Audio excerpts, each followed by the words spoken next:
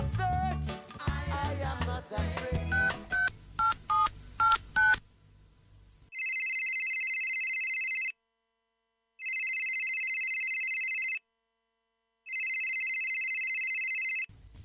Hello, who's calling, please? LWR talking to you. Stay right here on LWR. Yeah, hi. Good evening to you. It is Trevor Smith talking to you on a different day. Usually do the reggae program on a Wednesday evening, but I'm here today doing something completely different. It's all in aid of the Hebe Foundation. We get to that later on, but I want to do a build up. I want to do a build up of on situations pertaining to the youth here in the UK, London. Summer holidays, government cuts, occupying the youth mind. That's what it's all about. But first, I'd like to say many thanks to Rosie and crew on the hungry and mouth-watering chat that they had on their platform. It's all about food and stuff and whatever, very mouth-watering. Well done, Rosie and crew. Good show, brilliant show. This is the first time for me on the talk platform, so be gentle with me, please. So we started a conversation last week with Errol Thompson, the chairperson for the Hebe Foundation, with which later we're going to have a conversation with the founder of the Hebe Foundation, Ami Bahari. Today's topic: youth and the failing systems. As we look at people in their community taking on the fight, these are people that are active and wanting to see a better life for the youth.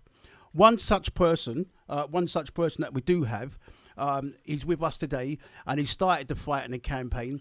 His name is Vin. Vin, good evening to you. Good evening, Trevor. Can you hear me? I can hear you nice and clear, sir. How are you? Oh, I'm fine. Good evening to you and to your viewers. Good. Your listeners, shall I say? Yeah, good. Well, thank you for coming on board, and thank you for taking time out to have a conversation with us, because it's all important. It tells a story of what's actually happening out there, and it's important that we get people that are kind of in the battle, in that battleground, to try and get a better place for our youth. And you've been in it. You're down in Lewisham. You're doing your thing for your community, and it's just to actually talk about your journey. Like most of us from the Caribbean, am I right in saying that the music and sound system was your first route into connecting with local and wider community? Yes, Trevor. I call it the beginning. My journey, the early days for me began at home. If you remember back in the days, they had, for the viewers or the listeners who remember, we had a Blue Spot Gram, which was where the music was played on back in the days. Do I remember? So if you remember those, that machine was my first introduction to music, listening to sound, and things like Fats Domino, Keith and Enid, Millicent Smart, those sorts of tunes were being played by the elders, the parents at the time. And that was my first early introduction to, hearing music and understanding it, and seeing, the moves, mashed potato being performed by my sister. That gave me my first, again, you're probably bringing back memories. That gave me my first taste of, our culture, the Caribbean, the flavour, what we were about. And from there, it kind of grew to going into school, wanted to get involved in music. We used to visit the local, it was halls at the time. You'd go to church halls, any kind of halls where the big sounds at the times were playing, Shaka, Trojan, Neville King, Coxon, people like that. We as boys, we had a little crew, used to visit there. And from there grew the love of music and wanting to be a part of it, which led to us kind of building our own sound, which we went to evening classes, woodwork, and we built our sound boxes. Huge, we used to call them jugheads, 4x4 speakers. Remember, double speakers. It was massive. We weren't even able to drive at the time, Trevor, but we built an actual go-kart to accommodate us carrying these boxes down the high street. People looking at these 4 or 5 black guys with this huge go-kart with big boxes on it, transporting it, building our sound. And that was the start of the journey, being part of that. That was the start of the build of getting, the community vibes where we would meet against other sounds other people you knew that wanted to start their own sounds and interact. To me, that was the very, center of community of what we were about, meeting other people, doing similar things, meeting up, playing music and enjoying ourselves. It's funny as you say that, because I'm reading a book called Bass Culture, and for the life of me, I was meant to wake up this morning and take a picture of the actual page that actually spoke about communities coming together through the sound system. When they had sound clashes in different areas, it means that people from one area was going to go to the home ground of that particular sound system, bring their money, buy drinks and whatever, and it actually built up the economy and people started to talk. That was the early day of sound system. It was a way of people coming together, and also it worked commercially. Look, over time. What was you actually seeing in your community that you thought, call to action? I need to be doing something here.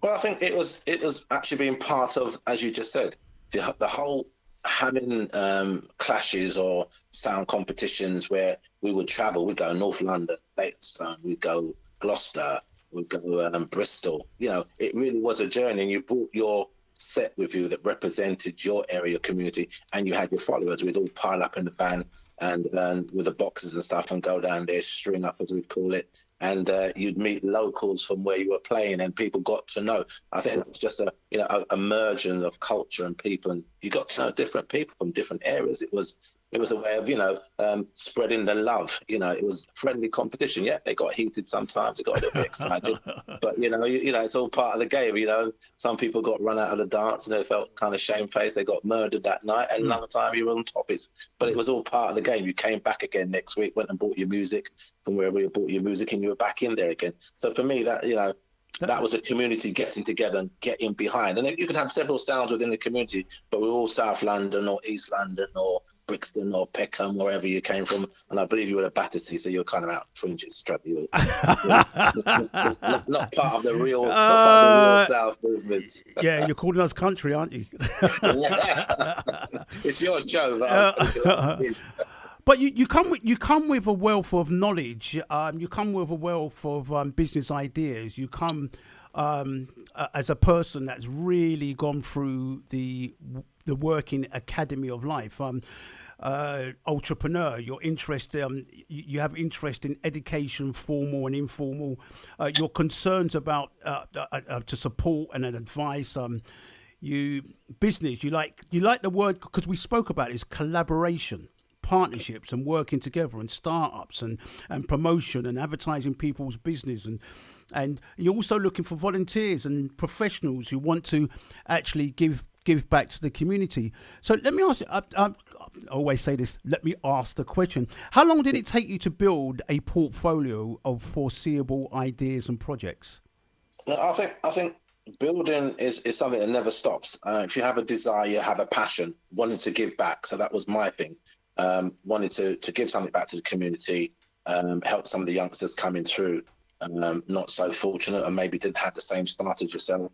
I came from a family where it was an expectation for you to succeed. It was an expectation for you to man up and do the thing. So for me, building a portfolio was just a natural journey for me, meeting like-minded people who wanted to do something with themselves, wanted to, elevate us. Back in the days, you were inspired again by the music. It sang about poverty. It sang about struggles. It sang about a better life. These are the things that kind of inspired myself to do what I do. And then obviously look for like-minded people who are doing things themselves, wanted to build things, be part of things, be part of projects, whether it be building, construction, music, you name it, anything that's going to be and lift and elevate yourselves from your position and make you an accomplishment, being I've actually done something, I can be proud of that. And then it's about the family, so you'd be looking around, helping other families and your own families to kind of get to the top of the mountain, as it were, get to that peak, reach the top.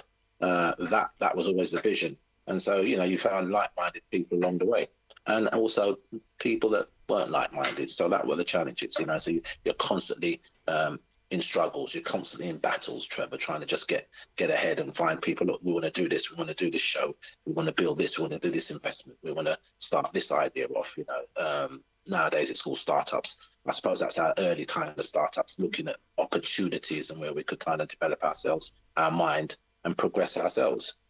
Okay. Do you know, so I mentioned it earlier on in some of the things that you wanted to, volunteers, professionals who want to give back.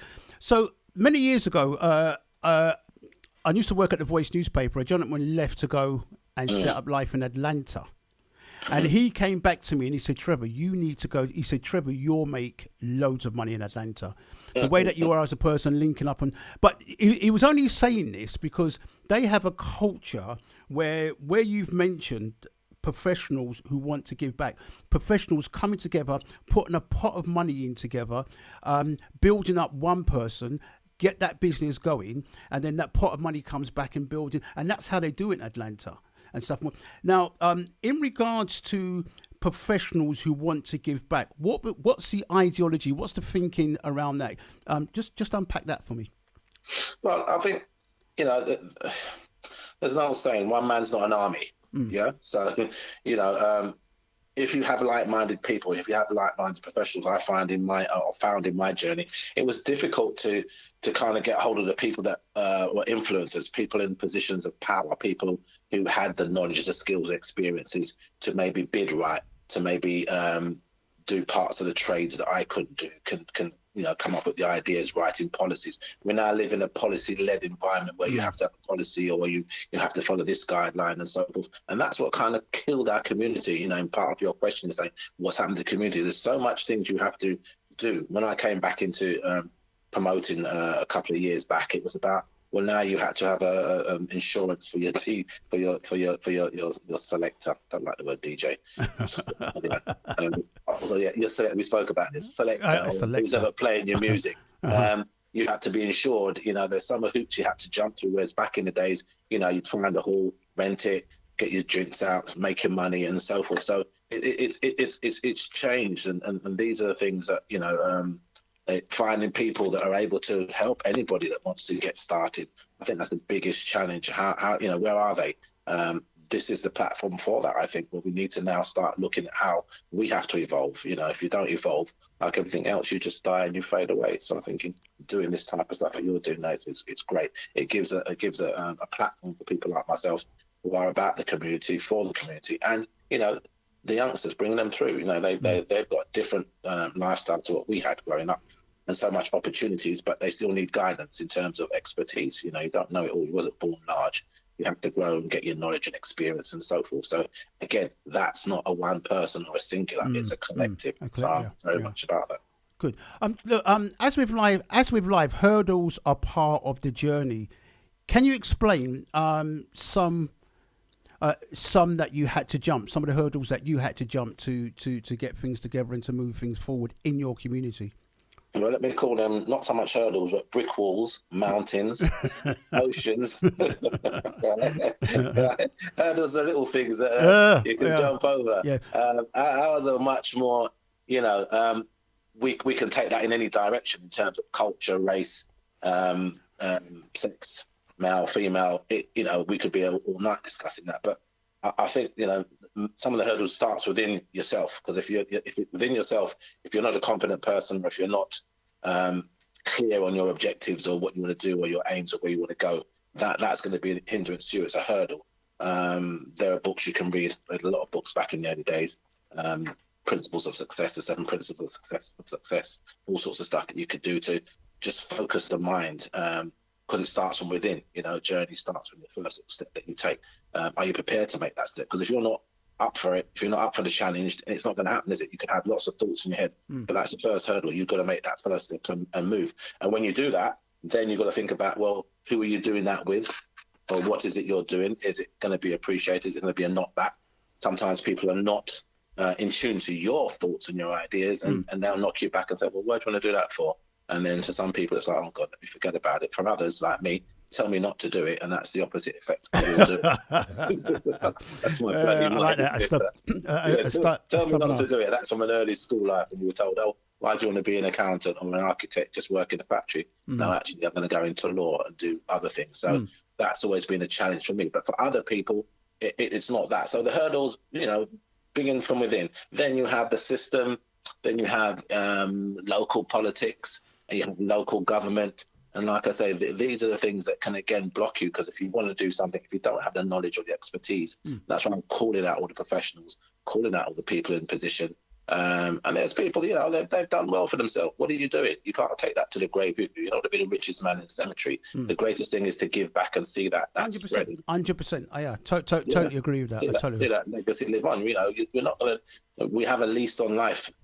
As a preacher I heard the other day say, we live in a tent because sooner or later that's going to fall down. So everybody has an analogy. So I don't understand the people that, yes, who doesn't like money, as my father would say. We want to, and we shouldn't be afraid. And that's another thing. We're always, kind of like shy about talking about making money and making wealth. That's not horrible if you're using it in the right way, and if you're spreading that and you're helping other people doing that. So that's something we need to kind of, as a community, understand. There's nothing wrong with doing that. Yeah, well, that's what Bob Marley said. One of his greatest quotes was, "It's not how rich a man is; it's what he does with his wealth." Which is more important. So, talking about wealth, if any, did you get any assistance by way of local authority help, grants, loans, etc., with any of your projects? Was that available to you? Here's how it goes. Like I said to you, you have many ways of trying to get the assistance. Normally, if I talk about my own personal circumstances, it was all about what I'd hustled, what I'd gathered, funds that I've had, calling on family, friends. The bowl goes around, okay, and some good people have supported myself, because it's, as I said, one man's not an army. My team, the people that I work with, to get some of our projects off the ground. My own personal gains that were, got into properties and investments and stuff. It was against the odds, where people said, well, you can't do that. You haven't got any money, but you find the money. Where there's a will, there's a way. So I think, like I said, the determination of the individuals, if you look at most people who've been successful, they'll tell you the stories they've had to do, what they've had to do to get there. It's never an easy journey. Then you've got, by way of the local authority again, and government rules and what have you, before you get this, you have to satisfy this criteria. So lately we've did a couple of grants and stuff. It was like huge grants in work that we're doing with the community and people, but we don't get it because it goes more likely to the blue chip companies who are already geared up for it.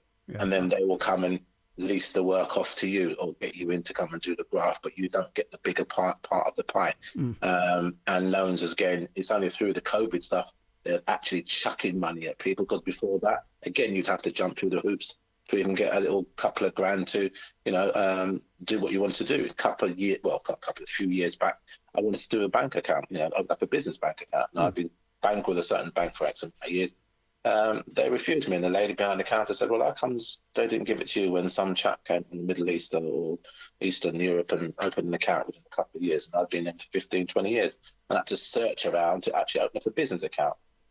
So those are some of the stories, and I'm sure that's my individual story. I'm sure other people may have found it easier, but they do happen. You hear people saying, they can't get this loan, they can't that loan. But funny enough, during COVID time, the government is chucking money at you, and it's a lot more accessible. I'm wondering why. Well, so you've got projects going on. You want to get these grants and stuff. You want to move things forward. You're doing your bit for the community. How has the local community embraced your passion? Do you feel it's not so much wanting to get support from the government, but the people within your area, the people locally to you, right? How do you feel that they've embraced you and supported you moving forward? Yeah, I think we've got local businesses, black businesses I'm talking about in particular in Lewisham, my area, and some have been around quite a while. There's Coming Up that's been around for years, and they still do a lot of stuff for the community. There's another, Paul's got his food shop right in the bank of Catford Precinct, selling his foods and stuff, and had his battles and challenges. A couple of hairdressing shops, I don't know if they're still there in Lewisham.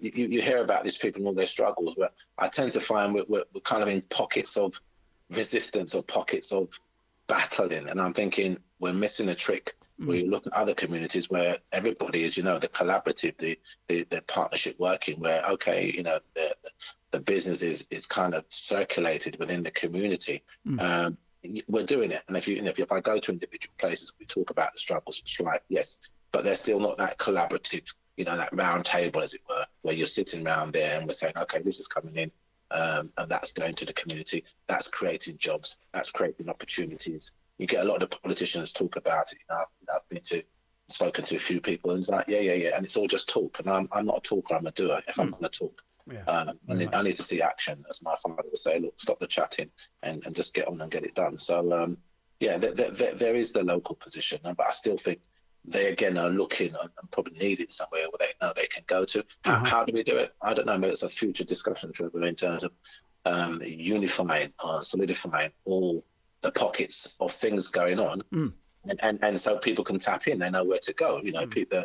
Funny enough, my travels the last couple of weeks has just been getting professionals saying, yeah, I'm going to give something back now, and that's people from banking, that's people from entertainment, people from schools. I'm saying to look, our children, education is the pits. I was even talking to another. She said, well, is that the true information though? Because people are again suspicious. Is it the figures they're throwing out? Is that really the figures? Who are throwing out these figures? How can we collaborate these figures to make sure they're actually true and not just made up? How would you validate that? We're again being told this is what it is, and you have to accept it. Okay. Look, we were talking about collaboration because I was asking about partnership, and the next thing was about collaboration, which you've answered that. So what is the message to date that you would like to give out there at the moment? Oh, the message today, gosh. I think what I want to say to people is, let's do this. Let's do this. Give something to your community. Get out there. The people, the professionals who are listening in, who have something and thinking, oh, okay, I've got these skills. The community out there is looking for the youngsters coming through. They want some guidance. They want some support. And do it now. You can sit there and you can, procrastinate, and it may take, months, weeks, years, and seize the moment. We're all waiting for something to happen, but it's not going to happen unless we do it. So that's my message to people listening in. We're looking for teachers, we're looking for volunteers. Some of the organisations I have, people can come and get work experience. They can come and volunteer. Volunteer, people seem to think, oh, well, I'm not doing it because nobody's paying me money. But that's how I got started in a number of projects. How are you going to learn something if you don't have the knowledge and the experience? That gives you the wisdom, and then you can apply for the jobs.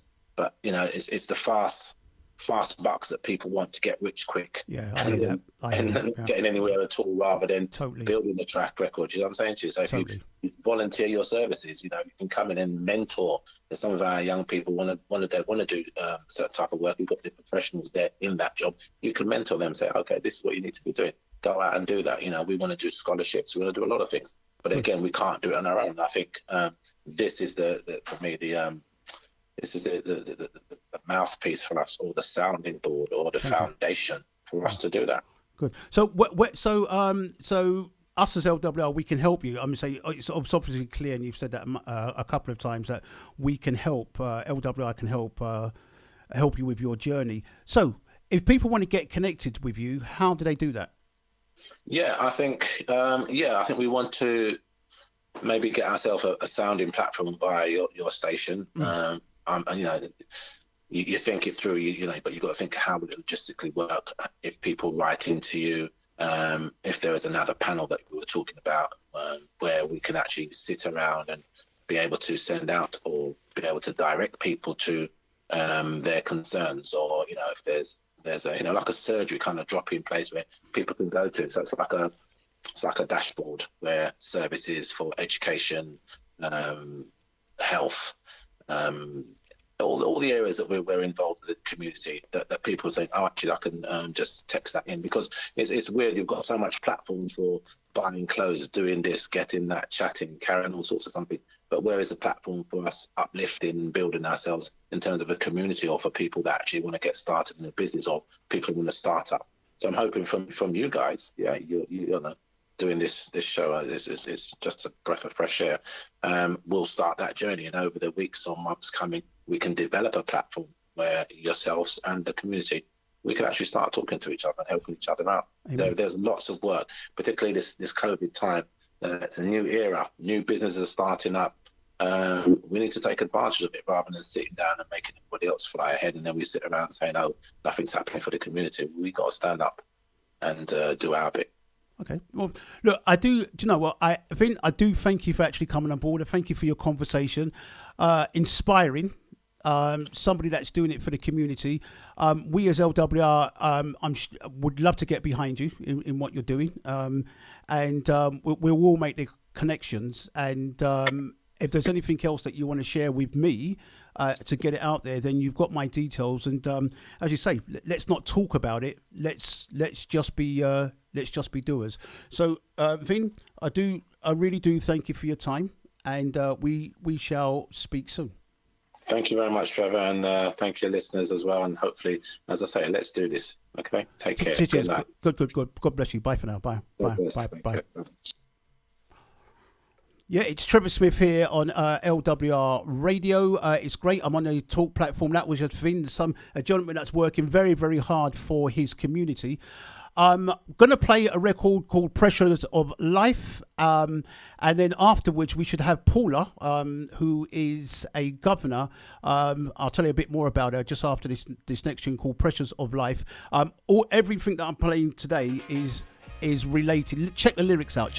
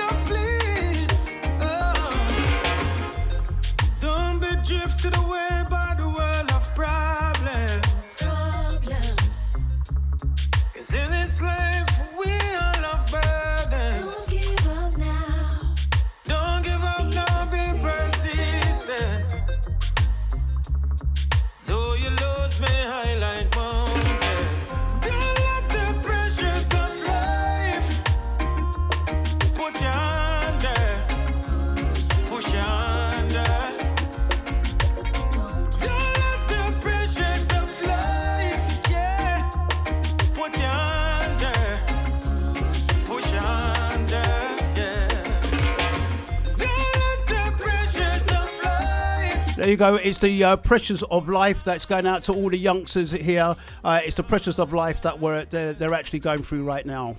Be part of it. London World Radio.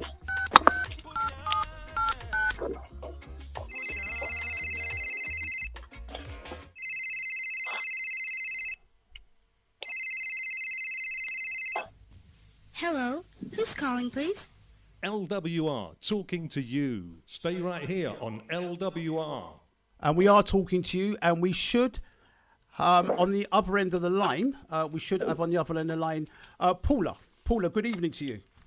Good evening. Hello, Trevor. Thanks for having me. Yeah, how are you? I'm fine, thank you. Fantastic. Now let me tell you a bit about Paula. Paula is a public governor for Westminster, Lambeth, Southwark, Wandsworth, and Lewisham. She also sits on the Council of Governors at Guy's and St Thomas's Hospital, King's College Hospital, and the Royal Brompton and Harefield Hospital. And if that wasn't enough, she also governs a school in Lewisham. Look, thank you for coming on board. Thank you for your time. With that I've just written out, you are a busy person, and it's very funny, because when I was putting this show together, even after my show yesterday, you asked me to contact you. That was around about 10:30, 11 o'clock at night, and I thought, doesn't this lady sleep? So she's a workaholic. So Paula, tell me a bit about yourself in the community. What is it? What is your thing in the community at the moment? Well, my main policies are health and social care, because I am a public governor. But because I'm also a Lewisham school governor, I'm heavily into education. You're heavily into education. Okay, thank you for that. Working with kids, though, kids and education, because my main thing at the moment is about the cutbacks. I mean to say, I'm going to read this out with Amy later on when I talk to her. But in the UK, unemployment, this is 2007. This is 2007, I'm going to read this from. In the UK, and this is taken from the Prince's Trust. It's not me making that, this Prince's Trust. In the UK, unemployment is at its lowest for a generation, with more young people finishing school and going into further education. At the same time, more than 1.2 million young people across the UK are not in work, education, or training. That's actually from the Prince's Trust in 2007. So what I tried to do, because I was 2021, but we're going to knock back 2 years. So we're going to say 2019-18. I'm trying to go a halfway just to see where we are. So it's like an up and down hill, isn't it? Because that's the business of life, isn't it? It's up and down. So in 2011-12, there's a organisation called Young Londoners, and Young Londoners are saying youngsters are losing the activities and safe open access spaces vital for their well-being and personal development. Yes. Yep. Now, London councils have cut £22 million from their youth service budgets, and that's in 2012. Now, so that's London Youth has lost services. Now, listen to this report. This is a report from them. They found that 5 councils alone have lost 12,700 places as workers, right? So that's jobs that have been cut. And across 32 boroughs, that equates to 81,280 places for young people that are no longer available. So, What's your thinking around that? And that's many years ago, but I don't want to read the other report. I just want to come back to you and say, this is what we're faced with. This is what the youngsters are faced with. What's happening out there with the boroughs that you govern? There's some that are doing good. There's some, as we spoke and had a conversation, that some are doing good. Some are putting things in places, but some are not. Please explain. Yes. Please explain. Well, let me start with the good. Okay. Southwark are doing quite well, and this is my opinion. Okay. They've just opened a facility called The Nest for the youth and young adults between 11 and 25 for, mindfulness, mental health. They can go to the facility.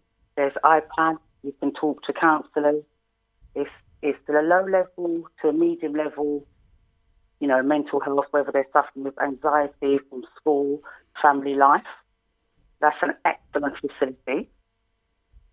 I'd also like to talk about swimming pools because, people don't think about swimming pools. Okay. The children, they go swimming. Yep. They meet their friends. When I was young, I was always in a swimming pool. But as far as I'm concerned, boroughs like Lewisham, rather than try to keep the swimming pools open, they're shutting them down. So I understand that the bridge in Sydenham won't be opening again after the COVID lockdown. And they were trying to shut wavelengths in Deptford. I had to join a campaign group. We campaigned successfully to keep wavelengths open. Okay. These types of things all impact on the children. The youth centres that have been shut down, they have the excuse, in my opinion, using the COVID. As far as I'm concerned, these facilities were shutting down long before COVID.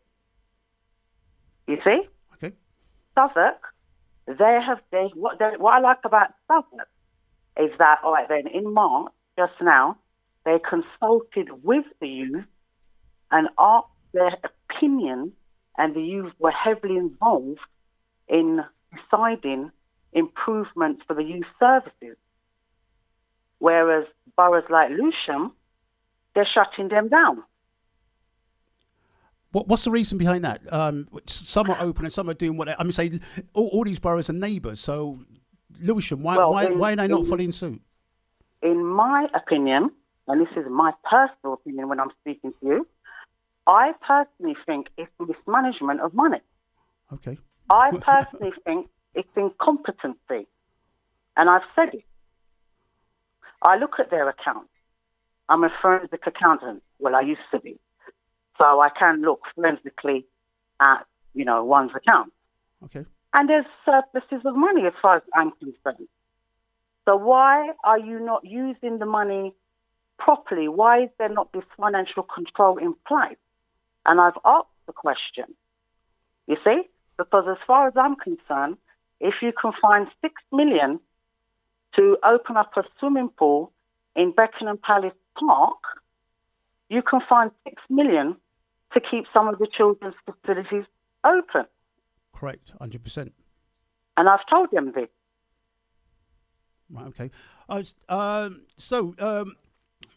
You are classed as a no-nonsense, roll your sleeves up kind of person. How hard... This is what I've been told. You are classed as a no-nonsense... My reputation precedes me. Well, I've had to do the research. And they've told me. So, your class is a no-nonsense, roll your sleeve up kind of person now. Now, let me ask the question. So how hard has it been in getting necessary projects back on track? Very. I find that I'm within a hostile environment within the Lewisham Borough, and I've said it. The other 4 boroughs that I govern, they worship me like I'm a don. You see me? Yeah. Lewisham, they are very hostile towards me. Okay. Why do you think that is? Well, when I first got elected, and obviously I had to do my research and ask around within the community. Yep. I get differing opinions from the insidiousness that runs deep within the borough and the council. Mm. Mm-hmm. I get, the level of incompetency. I mean, everybody has their own opinion. Mm. So it is a difficult one. Okay. I personally, I have not quite put my finger on it. I haven't. I'm going to be honest, because it's shifting. It shifts all the time. Okay. If I grab it there, they'll shift there. Okay. If I grab them there, they will shift there. Okay. You see? Okay. Well, do you know what? There's another project that he's working on, which is the Abbey Manor. Oh. The Abbey Manor project in Lewisham. No, as well. no, So, it's not a project. It's a school. it's a school. a Abbey Manor School. referral Sorry. Okay. Unit. Okay. Yeah. Yeah. Could you? Because I know people are going to want to hear this. Please share the Abbey Manor School. Abbey Manor is a pupil referral unit, which means when children have difficulties in their mainstream schools, for whatever reason, they get thrown out, and usually it's black boys. Okay. They're placed, because they have no school place, Lewisham Council, because it is Lewisham Council run, and one pupil at the Lee site is 35,000 plus per student. Wow. The site in Ladywell is 18,000 plus. Now, I've had to say to Damon Egan and Chris Barnum and Angela Scattergood, which are all the education ministers at Lewisham Council. For that type of money, you could be sending them to St Dunstan. Yep, we know So that. what I did, I actually went into the facility. I was horrified. They have pretend police in there with pretend police uniforms on, terrorising the black children. There was about, I think, 18, 19 children there. Okay. Most of them are black boys. I was told only one could read and write. How could this be? Yeah.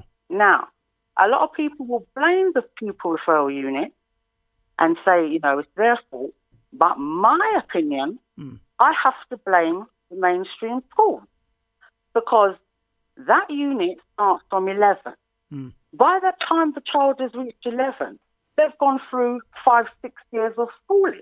Okay. Primary school.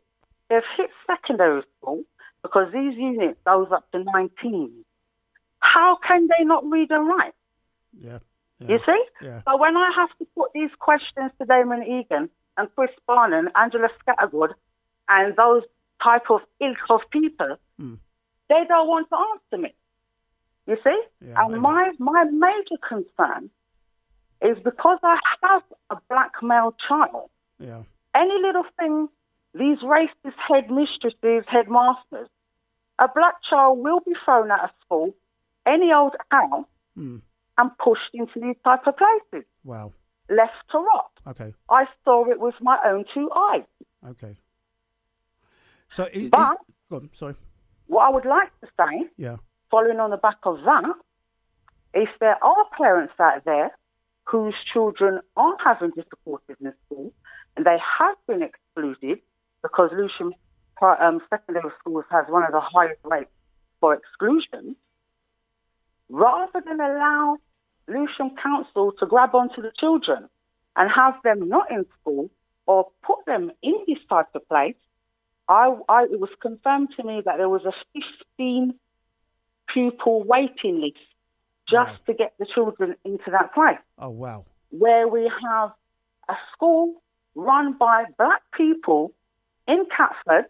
I don't know if you know, I didn't. Education My Life Matters, Okay. which is also, it's also a pupil referral unit. Okay. You could be putting your black boys there, Wow. where they will have a more therapeutic approach. Okay. Because yeah, when Panati Ghoshal, the Director for Education, came on board a couple of months ago, he stated that rather than taking a punitive approach on black males especially, they will take a more therapeutic approach. I've yet to see this. And I have written many reports to them. Okay. I have yet to see this. How can they have a 15 waiting list to go there when we have this school here where they're not supporting, and parents need to understand that they are the masters of their children. They can self-refer their child to this school rather than have Lewisham Council put them in that type of facility where, as far as I could see, they wasn't doing no learning. Yeah.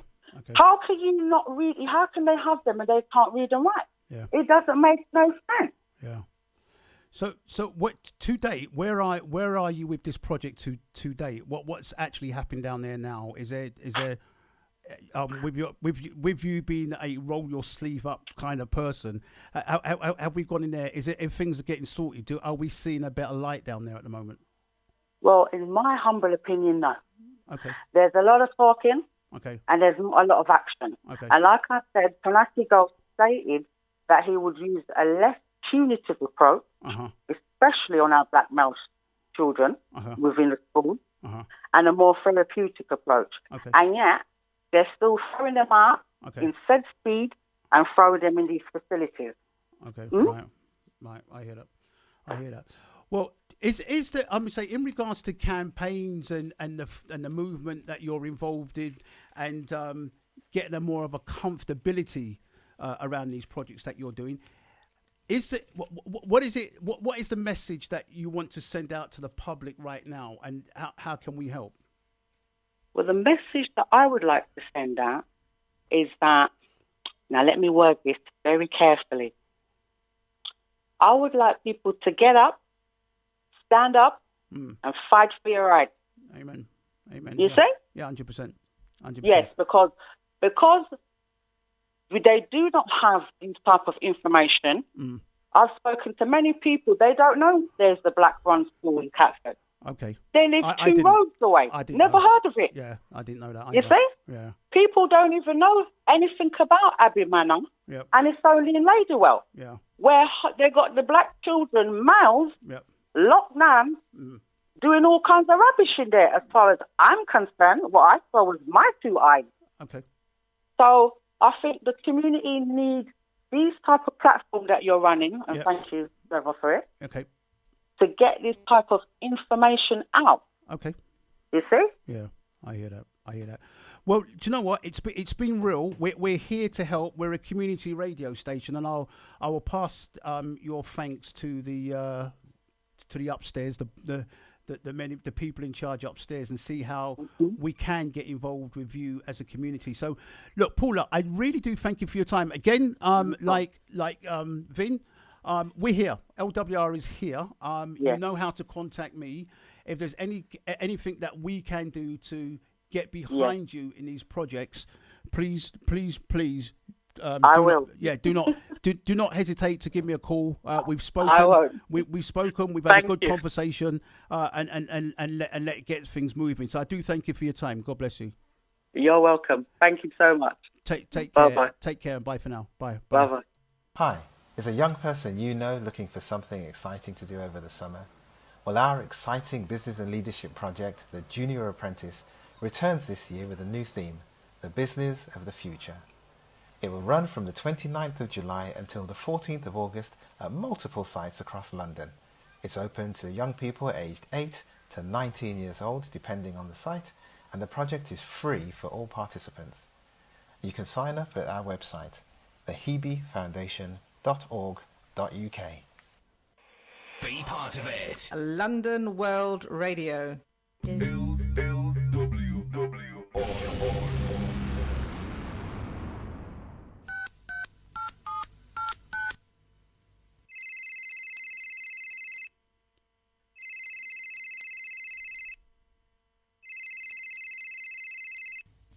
Hello, who's calling, please? LWR talking to you. Stay right here on LWR. Yeah, so we're playing all tunes that have lyrical content in regards to what we're trying to do with the youth. And this one's been positive. And afterwards, you'll be talking to Jason, who's been working with youngsters for the last 20 years. I just want to get his take. And then we're moving closely to the founder of the Hebe Foundation, Ami Bahari.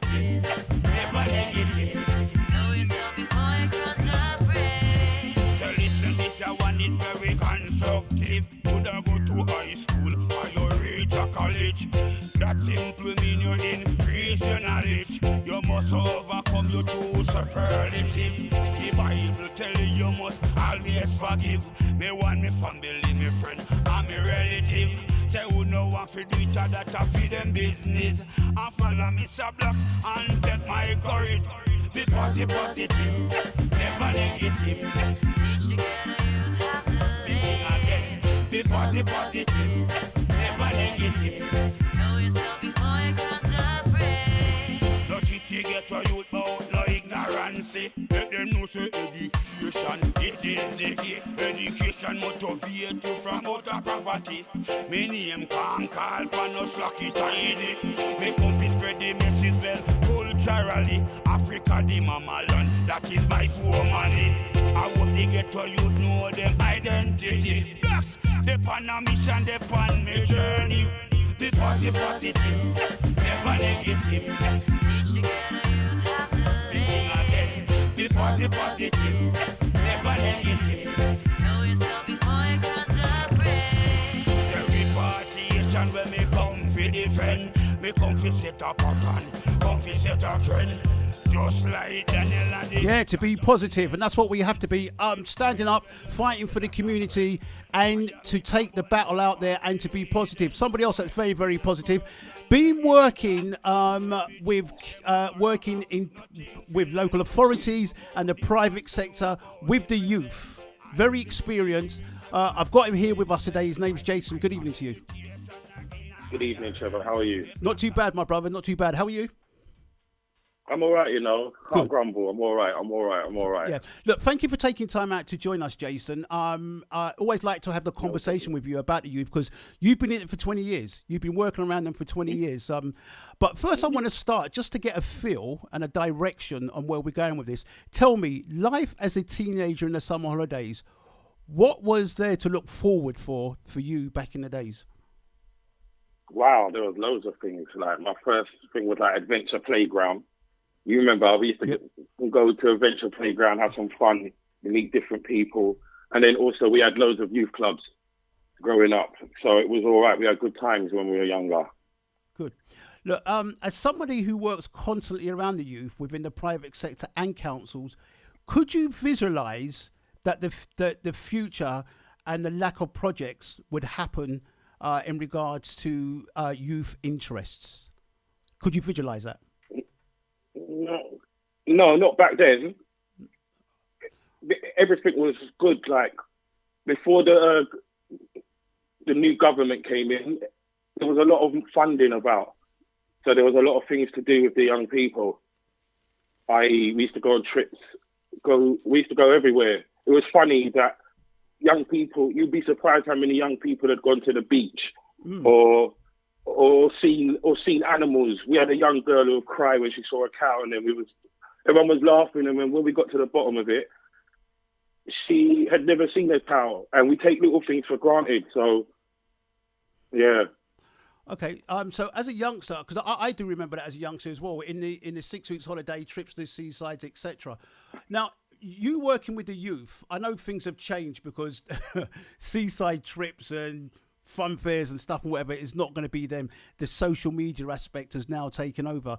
That's changed everything. Sorry?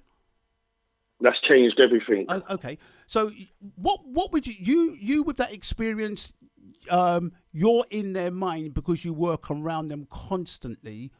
What do you think the great need is at the moment? The young people need to be doing something and getting out of the house. As you said, with social media, they're all staying in their house. They're on their phones.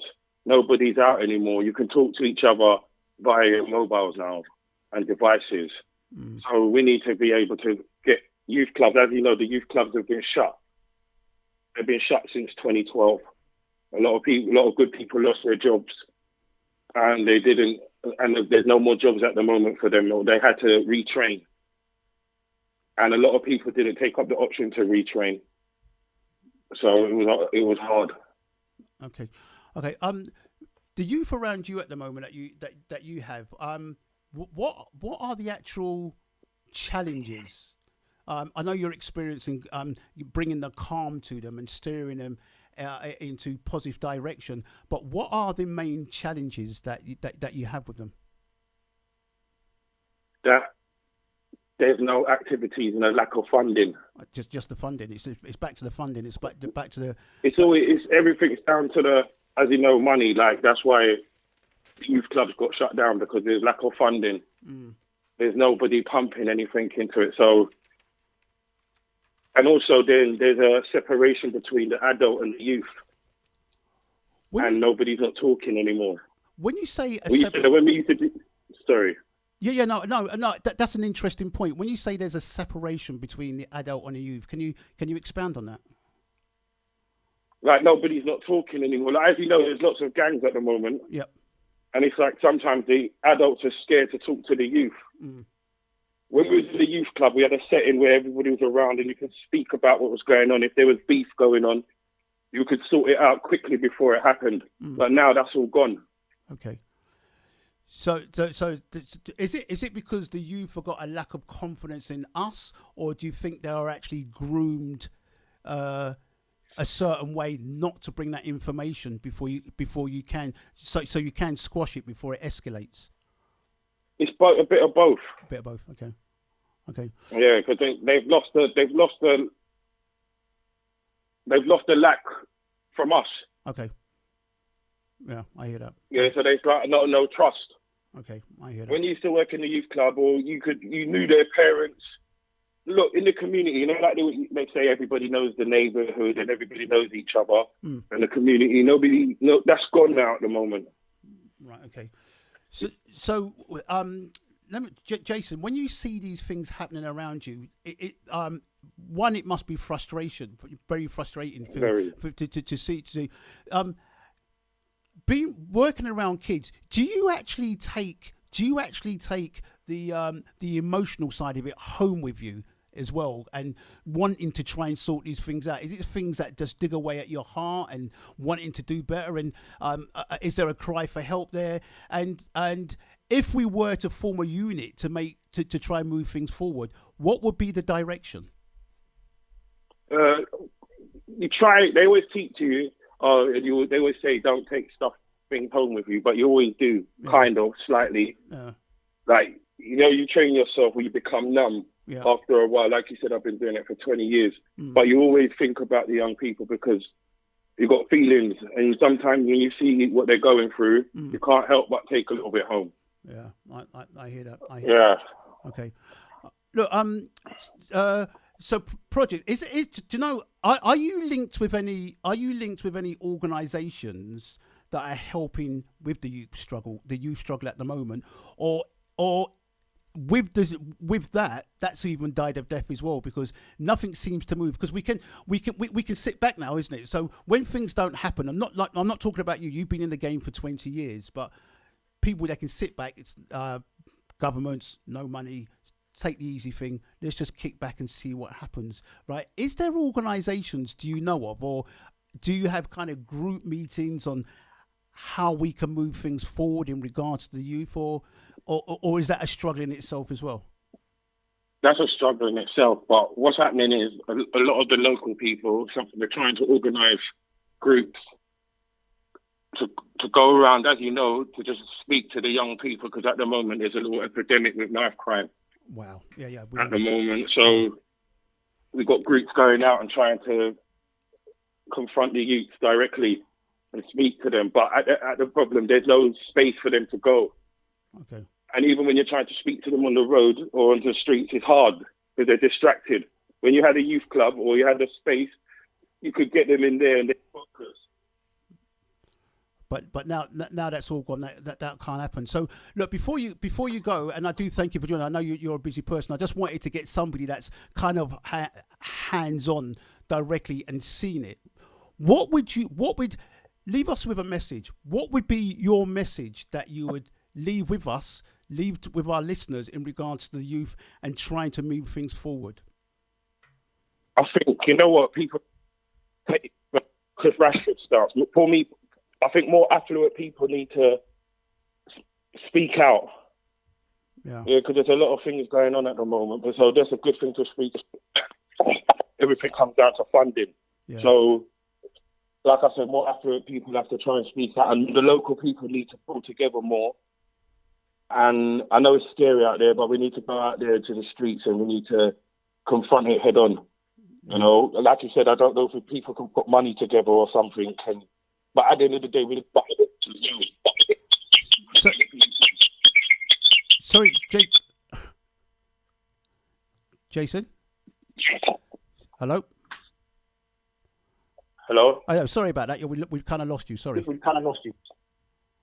Sorry, go on. Yeah. So you're saying that you need people to come and put money together, and affluent people putting money together to start projects. Is that what you're saying is the way to go? Is one of your ideas? Yeah, you know, like not even to put money together, but to speak out. Like if you look what Marcus Rashford done, about the free food, and the meals. Like when he made the ministers sit up and look. Yeah. The people in charge. So something like that. Yeah. I hear that. Okay. Look, Jason, I do thank you for your time. It's always a great pleasure to have people like yourself that are really hard on the ground, that are doing things and really in the mix and stuff. So I do, and if I might call you on another time, because we have other continuous projects that it needs the wealth of experience and and strong minds as well, strong minds like yourself to try and steer us in the right direction. So I do thank you for your time. Thank you very much, Trevor. God bless you, my brother. Have a good evening. Yeah, God bless you too. God bless you. LWR.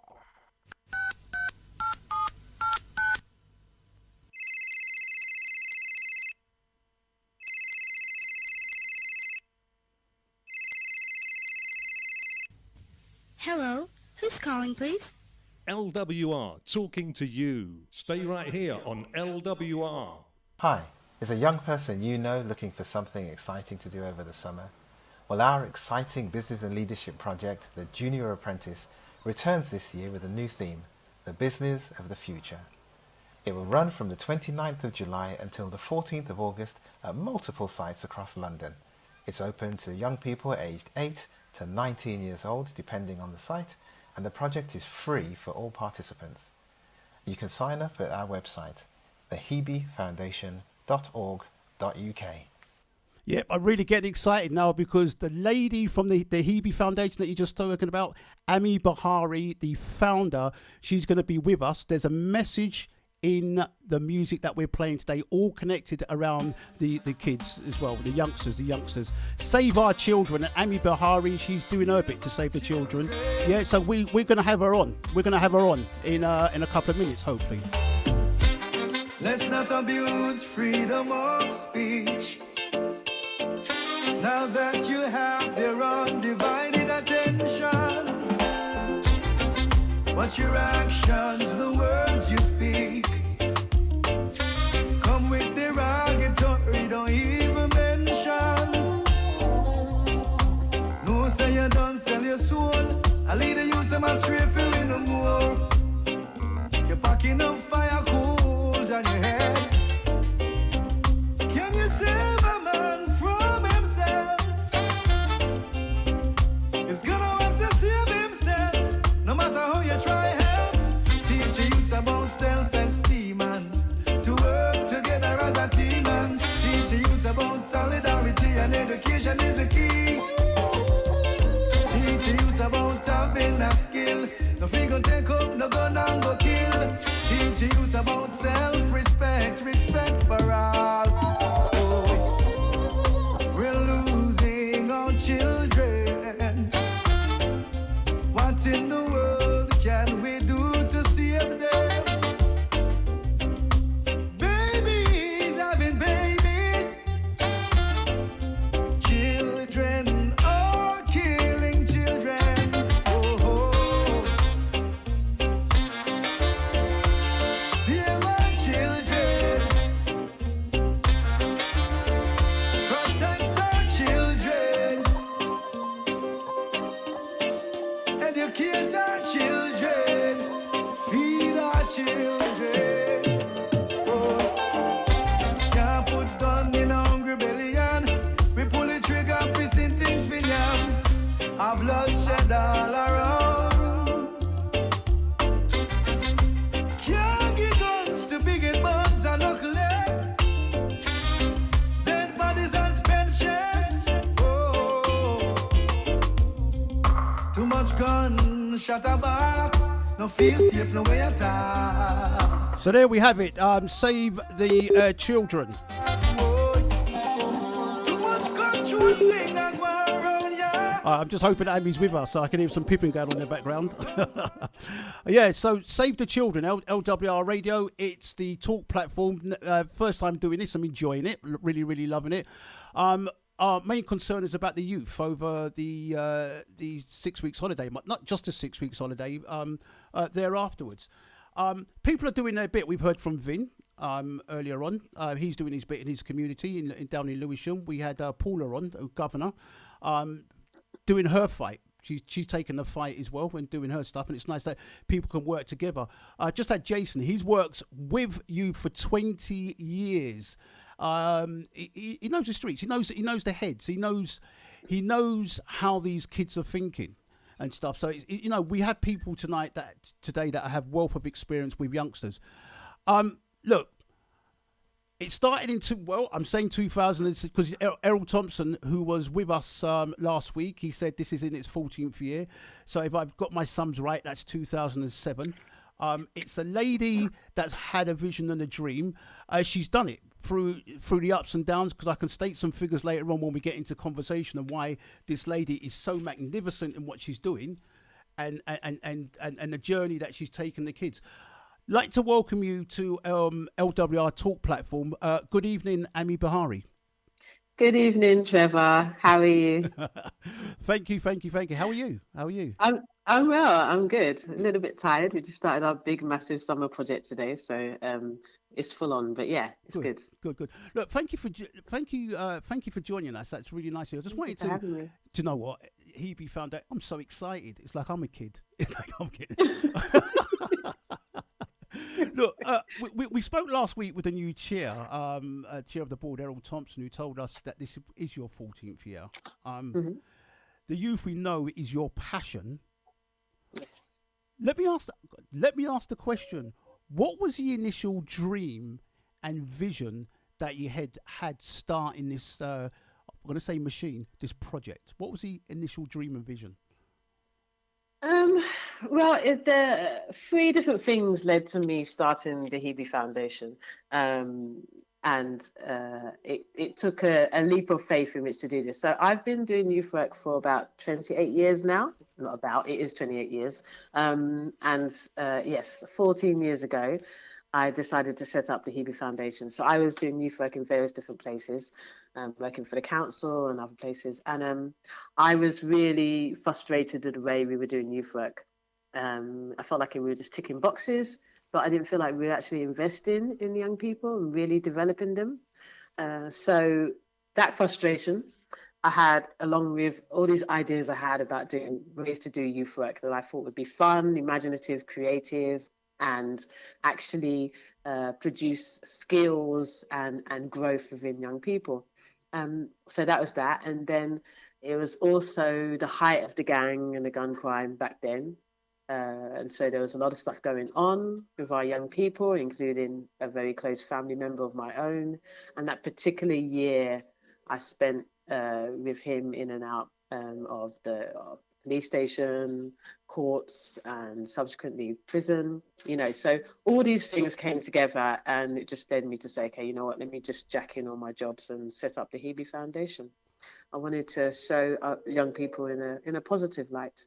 And at that time, they were all getting tarnished with the same brush, and society was just deeming them as no hopers, no future, all going around killing each other. And that's not the case at all. Yeah. Okay. Well, you explained that nicely, because my second question was working so closely with the youth before Hebe, what flagged up the concerns caused to the... Sorry, I jumped ahead. No, so it's great stuff. Yeah. Now, with regards to the different characters that you've worked with before, what was the mindset in the preparation supplying to the needs of individuals with the Hebe? I think in the sense of why we did, I think basically we're very holistic, yeah? So we are concerned with their mental, physical, emotional, educational, spiritual, every aspect of their well-being. And so there's a need for foundations to be set with young people, for them to be rooted in their identity, rooted in their cultures, finding a level ground, because a lot of our young people are straddling this what's the word? They're kind of occupying two dimensions. Yeah, they're kind of, especially those who are from heritage, from parents who have heritage in other countries, in the West Indies, in Africa, and other places like that. So we've got culture clash. We've got those cultures from back home, and we've got the culture from here, this British culture, and there's a clash. And so young people are having to kind of straddle their way through, and this causes conflict internally and externally. So we're trying to root our young people and really get them to work on their character development. Who are they? What are they placed here for on this earth? Everybody has a purpose here. 100%. And so when we find out what our purpose is, when we start walking in our destiny, then we've got a much better chance of basically achieving and being all that we've been called to be. Well. Hebe, the name Hebe, please explain. Where did that come from? So basically, when I first set up the organisation, it was called South London Youth Project. Okay. I got some of my friends. Yeah, yeah. It was ample. I mean, we're based in Clapham, or South London kind of thing. Although now we work across London. But yeah, so when I first set it up, I got together some of my like-minded youth workers, and I wanted to be democratic, and so I said, what should we call it? What should we call it? And we had a few names that we threw in the hat, and everybody voted for South London Youth Project. It didn't quite sit right with me because I knew the vision for it was way beyond South London. You know, so I went with it because I'm very democratic and I like everybody to have ownership. But as soon as I could, I changed the name. And basically, I was looking for what the word youth meant in different languages. And Hebe is a variation of youth in Greek. So essentially, it's the Youth Foundation. Fantastic. Moving on quick. When I say moving on quickly, I know that we are. I'm hoping that we're good for time. I was going to do an hour and a half, but I think we're going to run over. But it's good. It's exciting, and I'm glad you guys are on board. Mission statement. Your mission statement, the Hebe mission statement. What is it? It's to enable young people to realise and utilise their talents and their gifts to further themselves and their community. We've just been doing a new strategy and vision. And on top of that, it's really to awaken purpose and release potential. Amen. So Errol touched when he was with us last week. He touched on projects throughout the summer program, and fun they are. Please give us a rundown. So we have a project called the Junior Apprentice, which is running now. It's just started, and it's like The Apprentice on TV, with Alan Sugar, but it's for young people in real life. This project has now been running for almost as long as Hebe. So it's coming. It's in its 12th year now. It's in its 13th year now. And it's a snapshot of the working world, the business world for young people. I think what we have done as generations and adults, we have failed to prepare our young people for adulthood, and we have not given them enough tools to be able to pivot and feel comfortable in different environments. So a lot of young people, when they start entering into the working world, they find it very far removed from what they are used to. And there is culture clash, and there is a friction and a rough terrain to get through. Often they are misunderstood, misinterpreted, because they don't know the environment. So we want to prepare our young people as much as possible. We believe that they should be entering into all sorts of industries, and they should have the opportunity to do that and really build their entrepreneurial skills. So they complete lots of different business tasks, which are fun and creative, and we work with lots of companies across London, helping us to deliver this project. Wow. You've got Still. Your organisation's got Still, and obviously you're the leader of the organisation. You have Still because this is what you're up against. What I try to do here is that I've got 2006, 2007 as your start date, correct? Yeah, 2007. Yeah, 2007 your start date. So we're now 2021. We've had 2 years of furlough and all that rubbish going on. So I've looked at a middle ground. So I've got some info from the Youth London organisation because you're talking about failure. Just I don't know if you listened earlier on, but London councils, they've cut 22 million from youth services budgets in 2011, 2012. London's Youth Services report found that in 5 councils alone, 12,700 places have been lost due to cuts. Across all 32 boroughs, that equals 81,280 places for young people that are no longer available.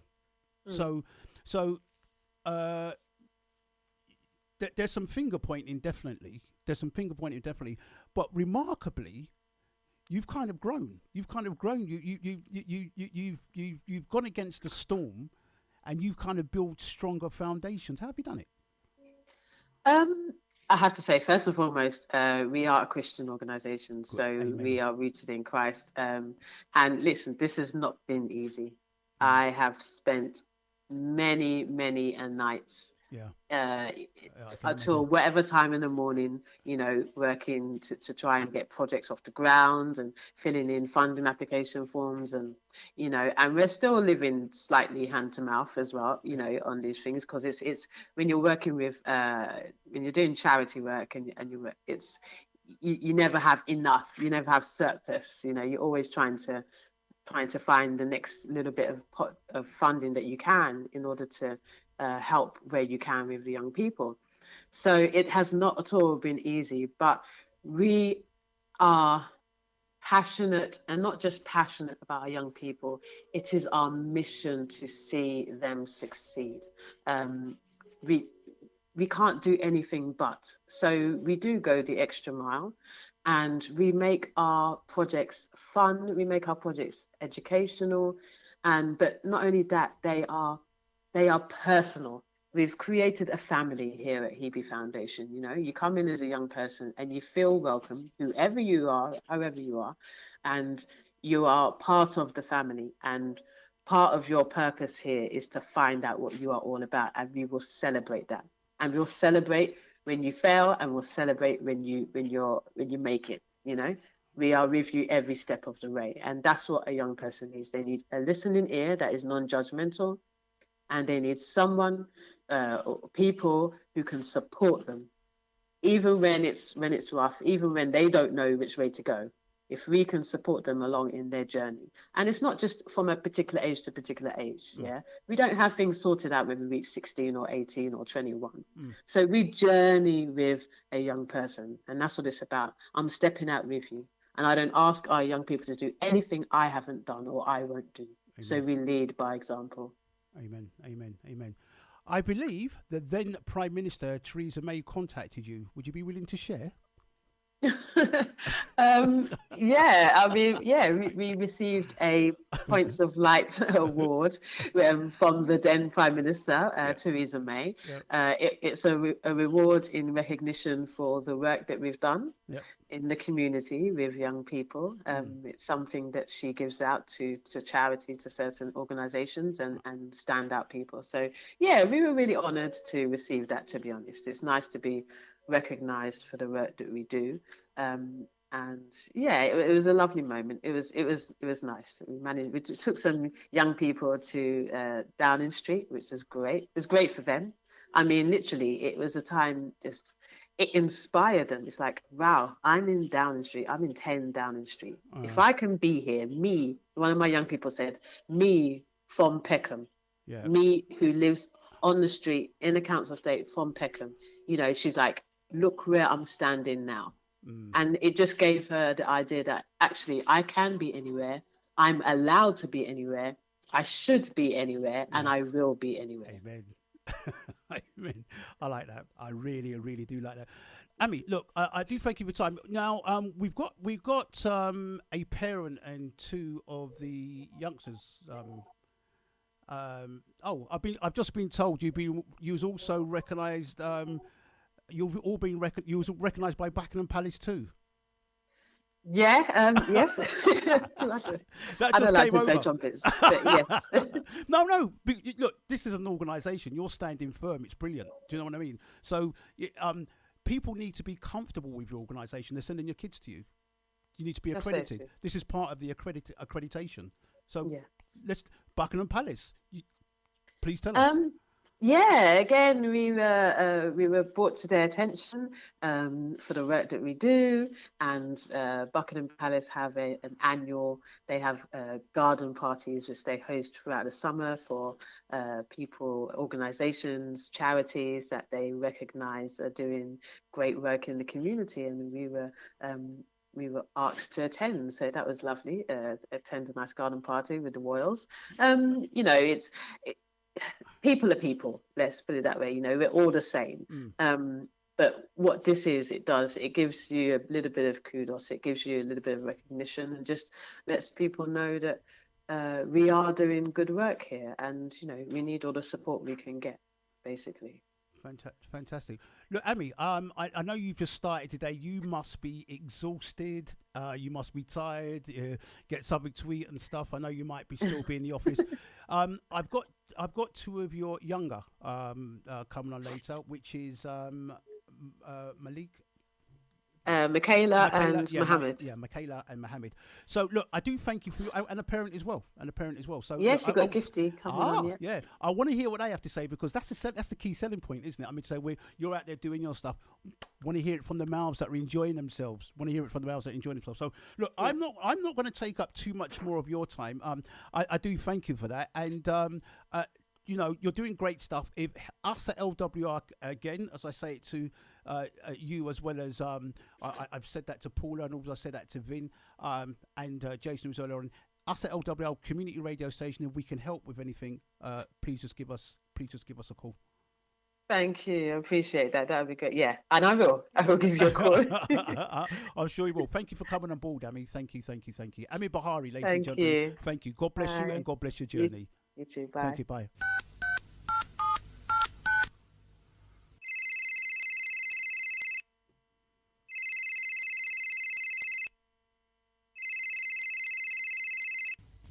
Hello, who's calling, please? LWR, talking to you. Stay right here on LWR.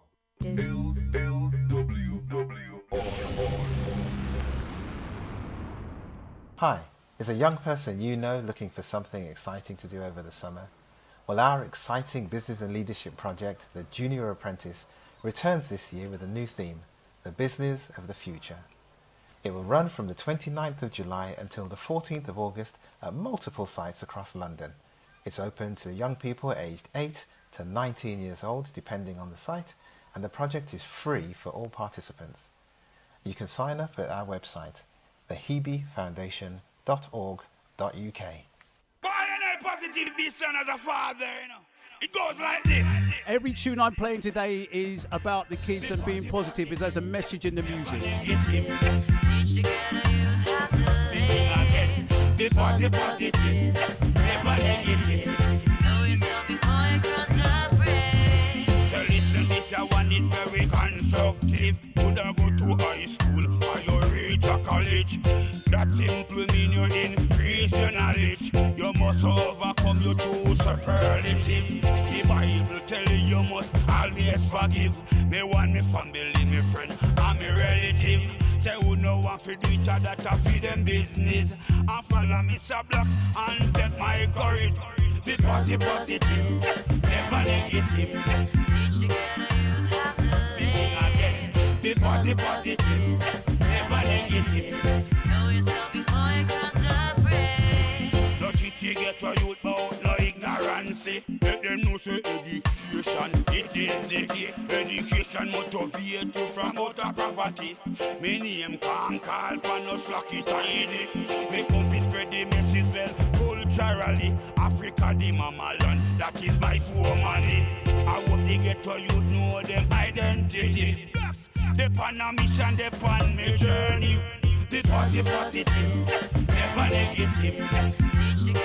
Yeah, you've got the message to be positive, and we've just had positivity from Amy Bahari. She's the founder of this wonderful organisation, the Hebe, doing some fantastic stuff.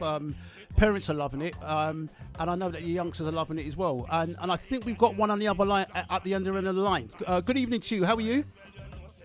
Hi, Trevor. I'm good, thank you. How are you? I'm all right, thank you. I'm all right. I'm doing fine. Loving life. I do thank you for taking time out. Was it your first day with them today? They just opened today. Was you part of that? Not today. I'm starting tomorrow. You're starting tomorrow. Okay. Good. Look, I thank you for coming on board, because we always like to we can hear it. We've heard it from Errol, who's the chairperson. We've heard it from Amy, who's the founder. Want to hear it from like parents and you youngsters that are making it happen and enjoying good times down at the Hebe. Look, how did you find out about Hebe? Oh wow, I've known about Hebe for quite a while now. Okay. It would have been since about 2013. Okay. As before I did the Junior Apprentice, my older brother did. Okay. And so he joined in 2013. Okay. And I would have been too young to do it then. And so I started Junior Apprentice when I was 13, when I was old enough to do it. To do it, okay. So your brother inspired you to join the Junior Apprentice and the Hebe Foundation. Yeah, I mean, my mum occasionally went round to the site it was at, the church, to help out. Okay. And so I'd always tag along while they were doing their tasks and things like that. Okay. And so it was always interesting to me. Oh, sorry. What site was you at? Because that's one thing I forgot to ask Amy, the sites. Maybe she can just give me a quick rundown of all the different sites. But what site was you at? I was at the Peckham site. Peckham, okay. Which we know that, yeah. is now a site for younger people. Okay. So now I do it at Clapham. Ah, okay, good. All right. What do you like about Hebe?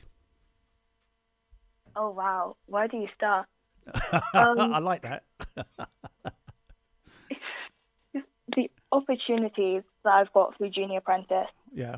In the real world when I'm older, and the people that I've met are just things that I never really imagined I'd be able to have access to.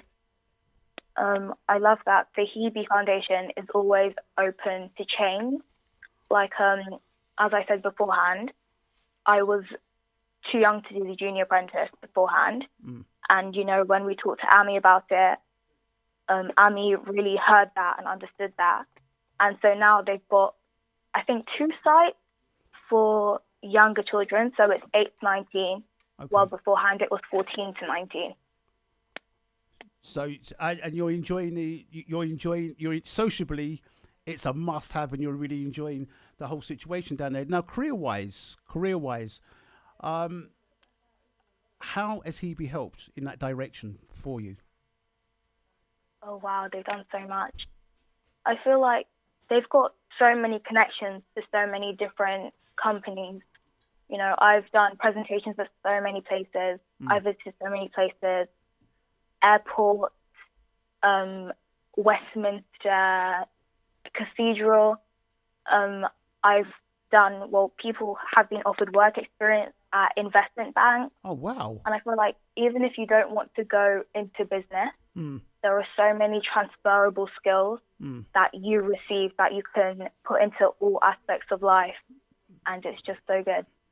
Wow. It's really good to hear that. It really is good to hear that. Are you telling your friends about it? I mean, is all your friends down there, or is it something that you're going to carry back to you're carrying back to your friends to encourage them to come down?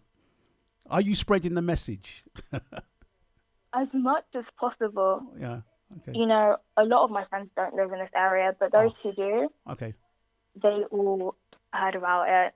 Okay. Obviously, there are the friends that I've met there that, you've always got to try and bring back each year. Yeah. You've always, just contact them, and we're all just going back, not just to take part, but just to see each other each year. Amen. Tell me, just the last question, because I'm not going to take, because I know you're excited getting ready for tomorrow. So, and that is, isn't it?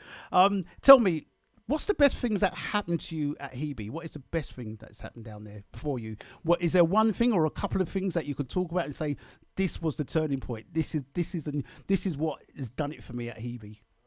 Oh wow. I think the first time I won a task. Okay.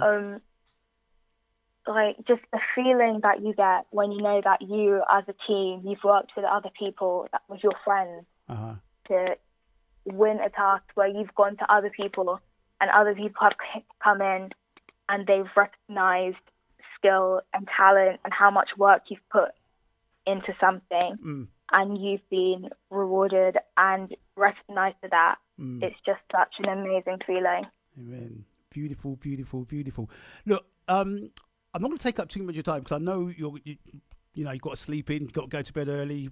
Big day for you tomorrow. Excited, and I'm excited for you. I'm like a little kid here because the Hebe Foundation is just a great situation.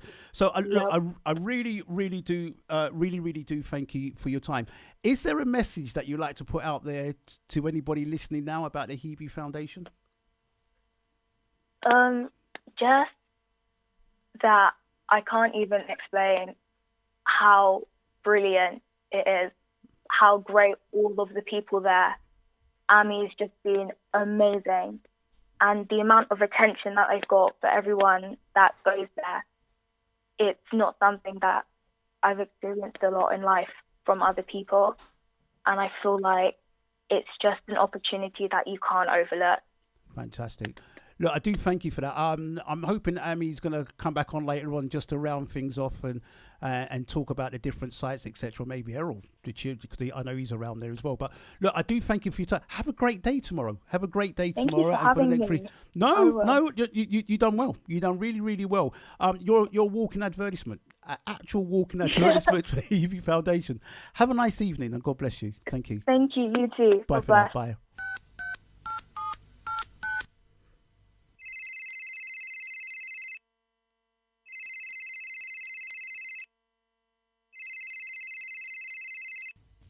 Hello, who's calling, please?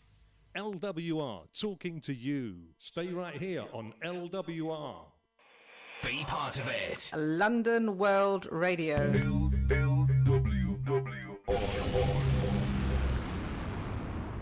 Hi, is a young person you know looking for something exciting to do over the summer? Well, our exciting business and leadership project, the Junior Apprentice, returns this year with a new theme, the business of the future.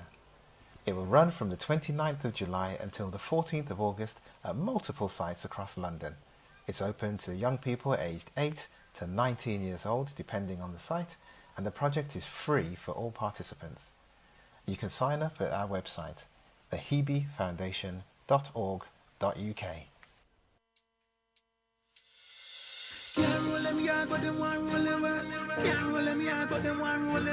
Authority, taking authority, and this is what these kids have. They're taking authority with their life and doing something good. They're at Hebe. It all starts tomorrow. Good evening. Yo, parents, listen up. Youth some of the future, the world. Where is the welfare for the children? It's like the youth don't have no rights. They try to bypass tomorrow, come on, but they can't bypass your time. People authority, no instruction from them and them racial authority. Me sick of them prejudice, corrupting the youth to become the worst enemy. Them treated in a normal, divide and rule and separate your family. The children are the future. Me want you help them, yeah, youth, yeah. Yo, where is the welfare for the children? It's like the youth don't have no rights. They try to bypass tomorrow, come on, but they can't bypass your time. Communicate with the children more to get a better understanding. Remember, say them youths are fifth gen. The system not correct with them letters. Understand the children more. Everybody's situation never cure. How are you defend the children? No make Babylon school them. Yo, where is the welfare for the children? It's like the youths don't have no right. Full authority. That's taking control of your life, wanting to do better things. Reaching out to organisations that can better your life. There's a young man on the other end, Mohammed. Good evening to you. How are you? Hello, Mohammed. How are you? Sorry. Hi, good evening, Trevor. How are you? Not too bad. Sorry, fingers and thumbs down here. Mohammed. So are you starting tomorrow as well? Is it start date for you tomorrow? Actually, I'm a youth worker starting tomorrow, yes. Ah, good. So, Mohammed, look, I do thank you for joining us. It's fantastic that you're here and taking time out. I know it's a busy time for you guys. So I just want to ask one or two things if possible. Tell me, what motivates you to attend Hebe, past and present? What is the motivation? That's definitely a good question. I think the first year when I joined Junior Apprentice, it was for the prizes. Initially, they were really good prizes, and so when I came, I actually stayed for the community. I really enjoyed the teamwork and the team there. Yeah. The youth workers were amazing and everything. So yeah, I came again, and now I'm here as a youth worker. Wow. So you really done the journey. You've really done it. Yeah. Do you know what? I like that. I like that. I'm going to tell the truth. I'm going to be. Can I share something with you, Mohammed, if I don't mind? Go ahead.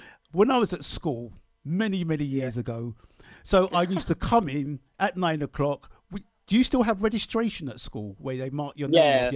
Yeah. So I'd done the registration. As soon as the teacher went out, a load of us went out. Our school was just around the corner from Battersea Park. So it's table tennis around about 9:30, 10 o'clock in the morning, playing football. The long hot summers, we was just all over the place. That sounds like fun. But guess what? The education the education wasn't there, Mohammed. Because it's the word motivation, and I can feel it in your spirit. That you are Mohammed Motivator. Well done. Thank you so much. Well, let that shine. Let it shine across the kids and the people that you're helping down there, Mohammed, because it's fantastic. I will do. Tell me something, Hebe. Has it helped you socially in meeting other like-minded people and young people? Definitely. I think I remember the first one I did was maybe 4 years ago, and I'm still in contact with the people I did. I did it with then. Right. Amazing group, amazing people. Everyone's nice, everyone's friendly, and you meet people from all parts of London and all backgrounds, and it's a really amazing experience. Really? Yeah. That's indeed. nice. Have you met Errol before? Yeah, amazing guy. Errol, if you're listening, big love, man. Amazing guy. Oh, so you're not going to dish no dirt. He's an amazing guy. Okay, then. All right, then. We like that. Well done, Mohammed. Well done. Look, if you were to tell someone two things about the Hebe, what would that be? I think it definitely teaches you everything you need to know about professionalism. Okay. So there hasn't been an interview or, any prep or anything that I've ever done professionally that I haven't used the skills that I've gained from Hebe. So I have job interviews, or I have interviews for university, or, any prep. It's just amazing. It has really helped me out so much. Well done. Wow. Okay, look, and I'm not going to hold up too much of your time. I just wanted to get some feedback, because it's you guys. You're the advertisement. I'm going to say these guys set the platform and do what they can do. Yeah, but you guys are the advertisement. When you're talking like this, others are hearing, parents are hearing, and just say to yourself, look, we need to get them down there. What is your most memorable moment at Hebe Foundation? Oh my God, there's so many. I think the one that stuck with me the most would definitely be a project we had, which was so fun. Okay. We had to make like a project for an LEDC. Okay. So it was supposed to help the country. So what we chose was a water system in the country Niger. Okay. And so it was just so fun, because it was a 2-day project. We went over it, and then on the second day we had to present it in like this really nice bank in central London. And it was like, I think Canary Wharf or something, and it was like a high-rise building. It was like really tense. It was amazing, and we won. Well done. It's so fun. Yeah. I'm clapping now. Well done. Thank you so much.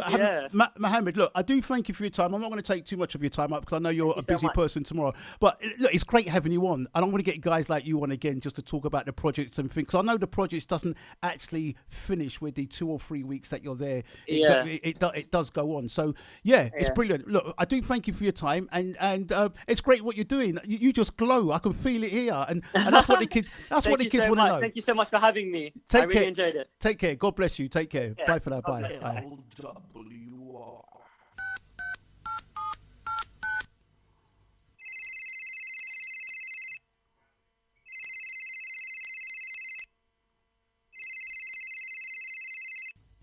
Hello, who's calling, please? LWR, talking to you. Stay right here on LWR.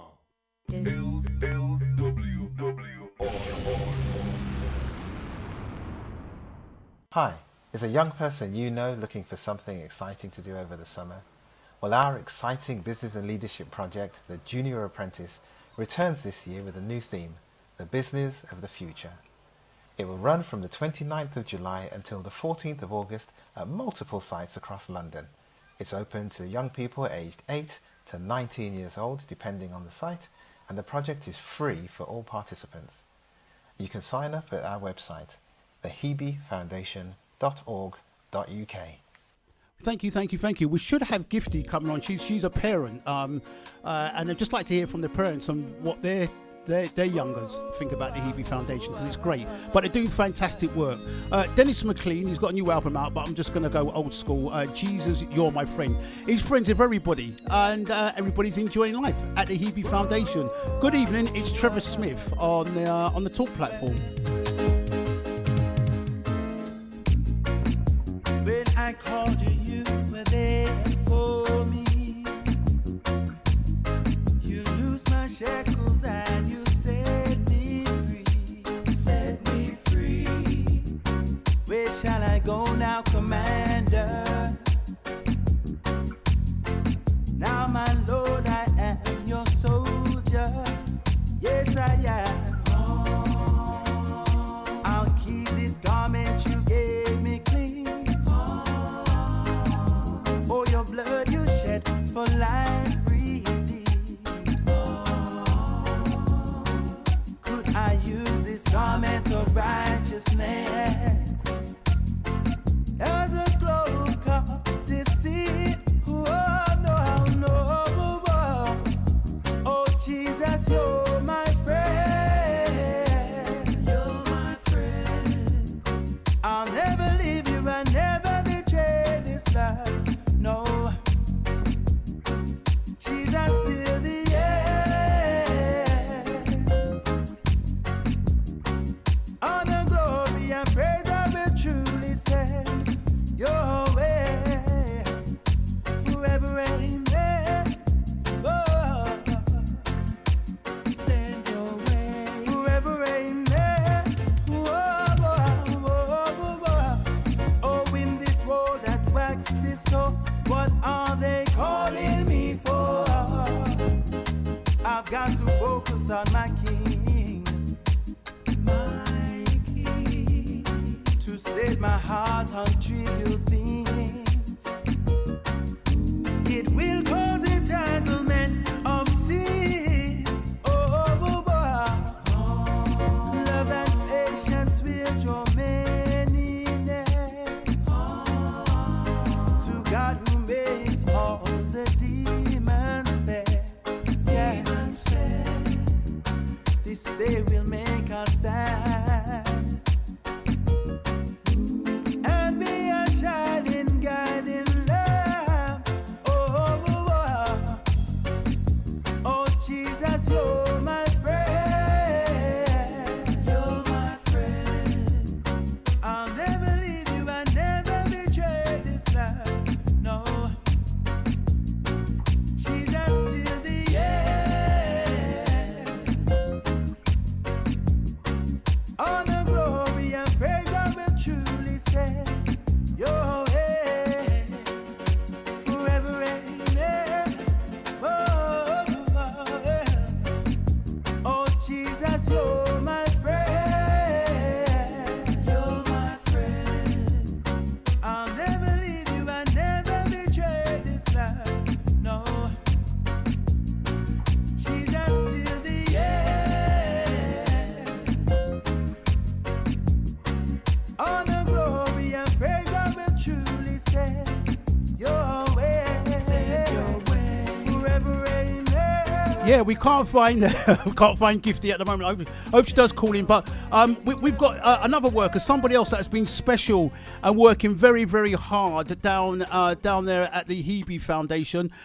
He's been there for many years at the Hebe Foundation. He's with Clamp Baptist Church as well. Good evening to you, Luke. Evening, Trev. How are you, sir? I'm a bit exhausted because we just did our first Hebe workshop of this junior apprentice. Okay, fantastic. Well, we've had Errol on last week Wednesday, as you know. We had Amy on, founder, and I believe that her or Errol hopefully will come back after you just to do a wrap up on Hebe Foundation. We can talk. I'll have a link in with Gifty, who's meant to be on. We'll talk to her another time. Always got space for you guys at the Hebe Foundation. So Luke, quick question. I know you're exhausted and it's near enough bedtime. So tell me, what age did you join Hebe? I joined Hebe at the age of 13. Age of 13. Age of 13. And tell me, how did you find the first time experience with Hebe? Well, my first time experience, what can I say? Well, I mean, it was great to get a taste into how the business world works. I mean, I got the opportunity to visit like different investment companies across London. So like Hebe Foundation. Like Northern Trust, Energy Investments, both in central London. Yeah. Oh wow. Yeah. Oh, fantastic. And at what stage did you think, I'm really enjoying the Hebe Foundation? Because everybody goes, it's like going to a new school, really, isn't it? You don't know if you like the school. You have to get used to it, new friends, the whole getting social with everybody. Was there a stage at the Hebe Foundation you said, do you know what?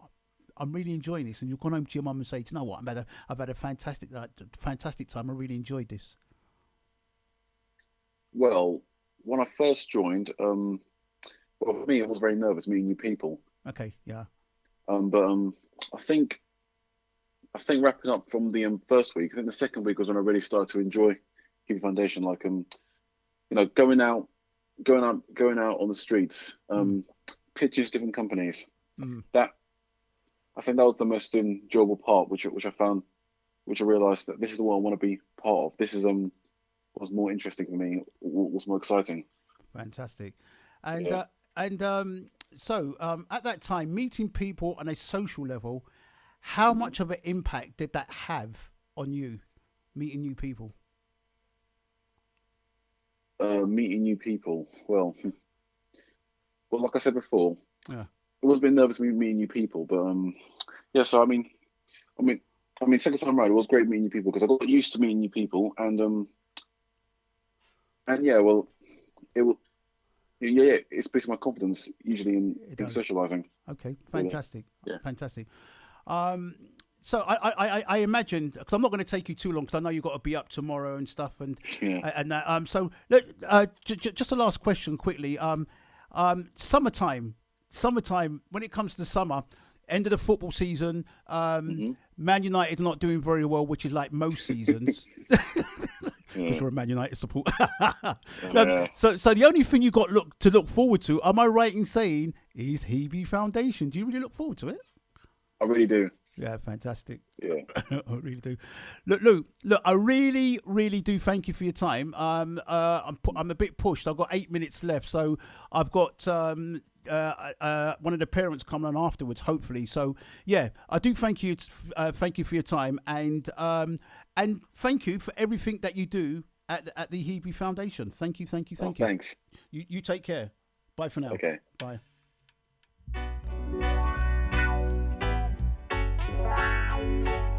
Oh, whoa, whoa, whoa. Yeah.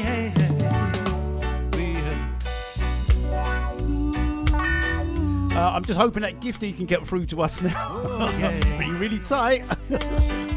Let's try and do it. Yeah.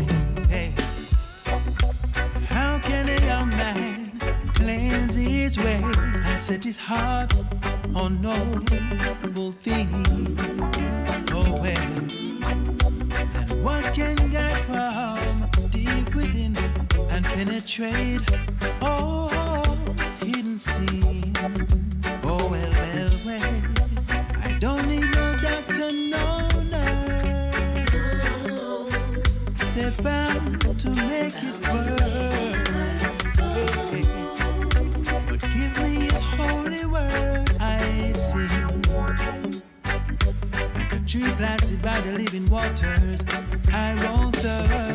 Yeah, it's Trevor Swift on LWR, the talk platform. Things are just lovely. Really enjoyed the evening. It's just been great. Just hearing from youngsters, organisations. Look, if we come together as a community, we can do stuff. We can really, really do stuff. Good evening, Gifty. How are you?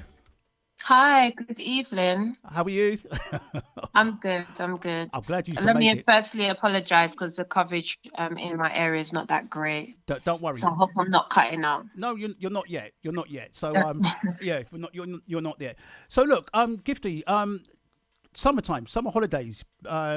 before you heard of the Hebe Foundation, was summer holidays and having activity for the kids, was it a worrying time in regards to places to go for your children or for your child? Definitely, because sometimes, like, it depends on cost as well, how long they can have the children for, and if the children are going to actually do activities that they really enjoy, rather than a babysitting service. Yeah. I have to consider very much so what is their likes, their passion, and not just send them to like a holiday club that just plays football. For example.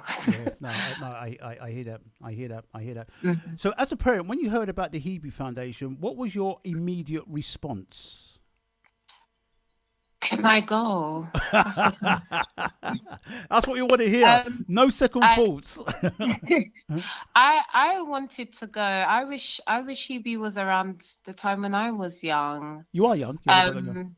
Yeah, I was excited. I think I was more excited than my children. Well, at the time it was my son. It was him. He was 14 at the time. Right. So I was excited for him. So like we went on YouTube just to type up Junior Apprentice, because at the time he didn't know. We weren't tuned into Junior Apprentice. I watched The Apprentice all the time. The kids always, when I'm washing the dishes, like literally every year I'm watching The Apprentice. So brilliant. When I heard there was a younger version, I was like, I wish I was young. So, I wanted to swap places with my son at the time. Oh, good. We so I don't know if you listened to the show. We had Amy on earlier on telling us about the dream and the vision and how passionate she is with the kids. And I think Errol's going to come on after you just to wrap things up. He's the chairperson for the Hebe Foundation, and their idea and their dream and their goal is to make a difference in young people's lives. So look, over time, did you observe changes within your young people around you, your kids, after coming back from Hebe? Did you see a difference in how they were sociably and their mindset? Definitely, I did. My son was the first one to go. This will actually be his 4th year going. And like the first year, he was very confident. He won like best speaker, which I wasn't sure that he was like a public speaking kind of person, and he was just excited that he was able to present it to like, I can't remember what they're called because I'm not part of it. So I know it's like investors, or like there was projects that they did, and then my son also became a project manager, and within that role he was very excited about it. So there was a lot of he became more confident in work and school work as well from being with TB. My daughter has recently started. She's 8. And today was her first day. Oh, wow. As soon as she came home, because she wanted to go only because she saw her big brother coming home with the excitement, all the goodies that he got, while being at Hebe. Yeah. So she doesn't really have a clue about Junior Apprentice as such. She just knows the Apprentice show. And she came back today smiling and just was full of confidence. And I was a bit scared for her in a sense because she's never been in a group setting other than school. So this was different for her. And I was worried, but then she came, when I picked her up, she was just all smiles and, oh, Mom, I did this. And, just talking. Apparently I heard that she was talking to everybody there today at the training day. So it was, it has made a difference. I've seen changes daily one come from Hebe. So fantastic. Now, look, as a parent, what is the shout out that you're going to say if you're sitting in front of the microphone like I'm sitting here and you can talk to the world? I'm not saying I'm talking to the world. That'd be a nice audience. But if you had the chance to speak to parents, mothers at the moment, right? What would you be saying about the Hebe Foundation? Sign up your child. Good. Sign up. I'm the speaker box for Hebe. Literally, I tell every parent that has a teenager, what's your child doing for the holidays? I'm not. Let me send you something. Sign up to Hebe. That's what I always say. In actual fact, 6 kids this year that I've spoken to their parents that sign up this year have started. Okay. So I will tell every parent, sign up. Your child will be confident, even if they're reserved. They will find their voice in Hebe, definitely. Fantastic. Look, I do thank you for your time. I think we might go off there on LWR.Radio.com. I'm not too sure, but before we do, you can catch me on YouTube Live, on Mixcloud, also on Facebook. So if we lose you on LWR.Radio.com, that's where we are. Look, I do thank you. Look, it's fantastic. Fantastic. Thank you for joining us, because you are the mouthpiece. You're the advert, just like the kids. And I'm sure that appreciation rings through to Amy, Errol and the crew down there at the Hebe Foundation. So, look, I do thank you for your time and being with us. And I hope your kids enjoy the next few weeks and thereafterwards. They definitely will. Thank you so much for having me. Yeah, the pleasure is all mine. Hopefully we've got Errol Thompson coming in. There's a track that I played earlier on called "Save Our Children." Everybody's asked me to play that again, so I'm going to do that, and hopefully we'll have Errol Thompson, the chairperson for Hebe, just to wrap things up. Thank you and bye for now.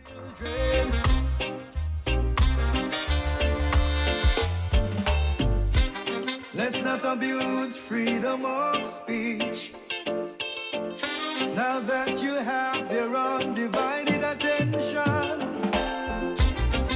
watch your actions, the words you speak. Come with derogatory, don't even mention. No, say you don't sell your soul. I lead the youth them astray for we no more. You're packing up fire coals on your head. Can you save a man from himself? He's gonna have to save himself, no matter how you try help. Teach the youths about self-esteem and to work together as a team, and teach the youths about solidarity and education is the key. Teach the youths about having a skill. No figure take up, no gun and go kill. Teach the youths about self-respect, respect for all. We're losing our children. What in the world can we do to save them?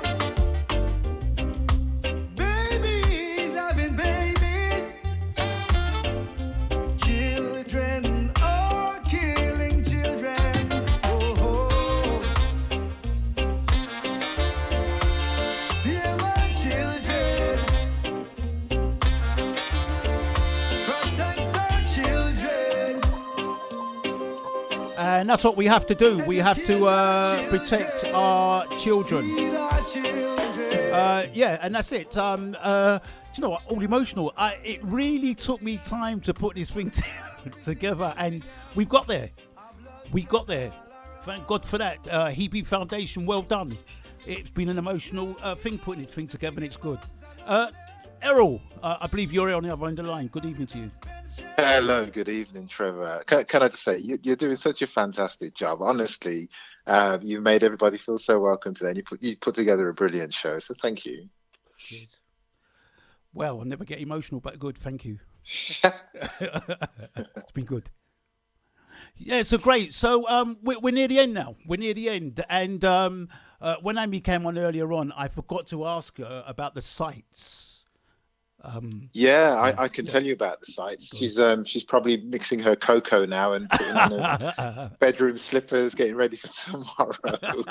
Let me just quickly run through the sites then. So we have a number of sites. Right. So if you're a young person of 8 to 16 years old, or you're a parent of a young person aged 8 to 16 years old, there's 3 sites that you can sign up at.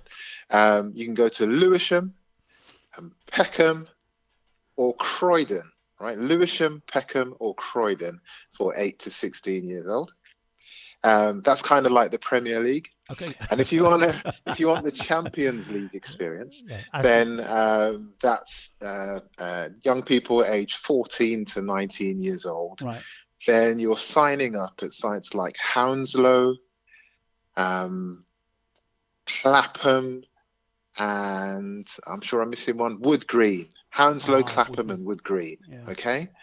But also, I've got to say, we do have an online site as well.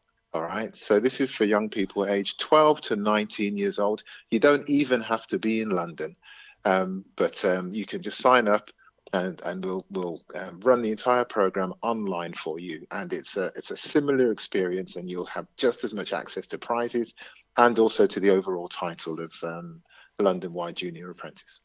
Wow, fantastic! Thank you for that. Now, although they're with you for 3 weeks, it doesn't actually really stop there, does it? No, not at all. This is just the start for a lot of people. What we do after is, as Michaela had said before, we do a lot of coaching and mentoring during the actual program, and that continues afterwards. And for young people, whoever wants one, we like to provide a mentor. And actually, one of the things that we're challenged with is having enough mentors for the number of young people that are actually seeking someone to, go to for, wisdom and career advice and the like. So if anybody's listening and wants to sign up as a mentor, we'd really love to have you as part of the Hebe family.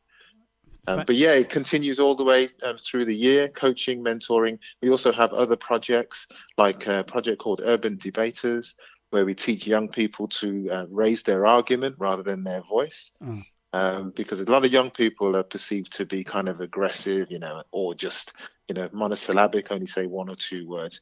But actually what we do is we like to train them and get them using their voice and competing in another competition called Urban Debaters, which is backed by a legal firm, Evershed Sutherland, who also helped us design our content as well. So again, a really great experience for young people. Fantastic. Errol, let me ask the questions. My favourite line, isn't it? I'm going to ask the question to you. Speaking to Vin earlier on, the word collaboration comes out. Yeah. Talking to another John earlier on. Got all emotional. It's gone completely out of my head. Anyway, Jason, speaking to Jason, he's talking about people working together, coming together. Again, collaboration. Yeah. Paula, with all the roles that she does, help is needed. Is there a situation where all these different organisations like yourself come together and just thrash out things and try and move things forward in various communities? Is that a thing that can happen, or is things still fragmented and people are just doing their own thing at the moment?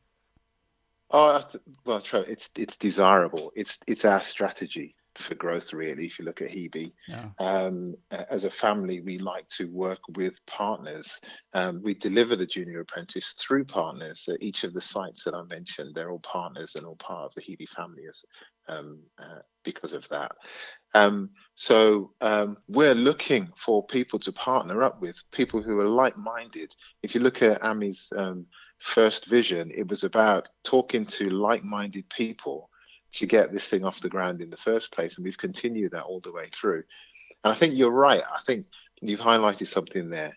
A lot of times, a lot of organizations are working towards the same goals, maybe in slightly different way, and all competing for the same or similar funding. But actually, we need more of that collaboration, working together.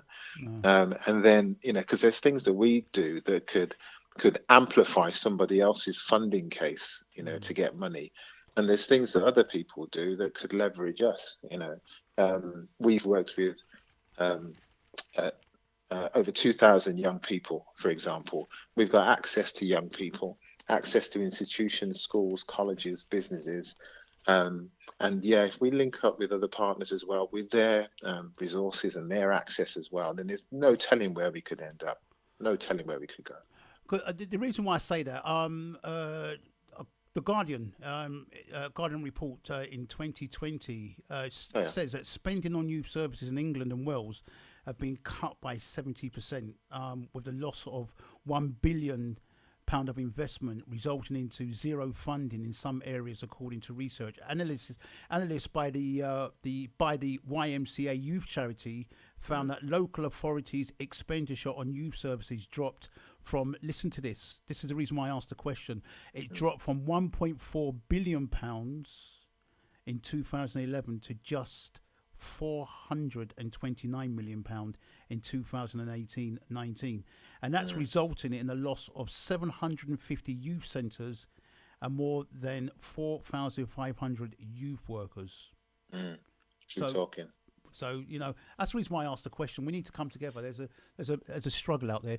But, you know, Errol, it's been real. You guys are really doing your bit. I like the conversation we had last week, and that's what kind of pushed today. I know you guys do some hard work, but seriously, putting this together, it's real. I think this is one of the best things I've done in radio. In a way. I've got to thank Joni though, because she provided. I said, look, I need 6 tunes that relate to music and stuff. So breakfast host Joni, give you a round of applause, because some people have actually asked me what are those tunes. I've got to mention them. But yeah, so it's been real. We end now, and look, Errol, I do thank you for your time. Have a good day tomorrow, because I know it's today. Luke is looking forward to it, and yeah, may God bless you guys' journey. Thank you so much. I just want to big up Amy as well, because every time she speaks so passionately about her vision, our vision overall, she just blows us all away, really. Fantastic. And then hearing our young people speak so fondly and passionately too, it's just fantastic. So thank you so much for giving us a platform this evening. Fantastic. And I'm great. I'm looking forward to partnerships with the Hebe and its direction as well. So thank you, Errol. Have a nice evening. Take care. Niceness. Cheers. Bye. Hi. Is a young person you know looking for something exciting to do over the summer? Well, our exciting business and leadership project, the Junior Apprentice, returns this year with a new theme, the business of the future. It will run from the 29th of July until the 14th of August at multiple sites across London. It's open to young people aged 8 to 19 years old, depending on the site, and the project is free for all participants. You can sign up at our website, thehebefoundation.org.uk. Be part of it. London World Radio. Well, you was part of it, the Hebe experience. Many thanks to Vin. Very many thank you to you. Paula, thank you. Thank you for coming on board. Jason, thank you for your input. He on the street, he knows the score. He knows his stuff. Bless you, my brother. Thank you for taking time out and having a conversation with us. Mohammed and Michaela, thank you for those kind words and what you're doing, and your spirit as well. Mohammed, your spirit, brilliant, absolutely brilliant.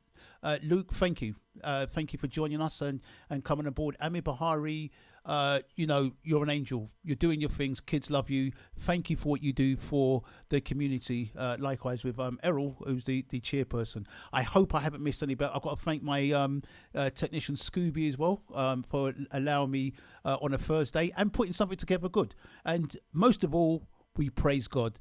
Bye for now. Have a nice evening. I'm back near next week, Wednesday. Joni for breakfast tomorrow. So take care. Bye for now. I leave you with the pressures of life.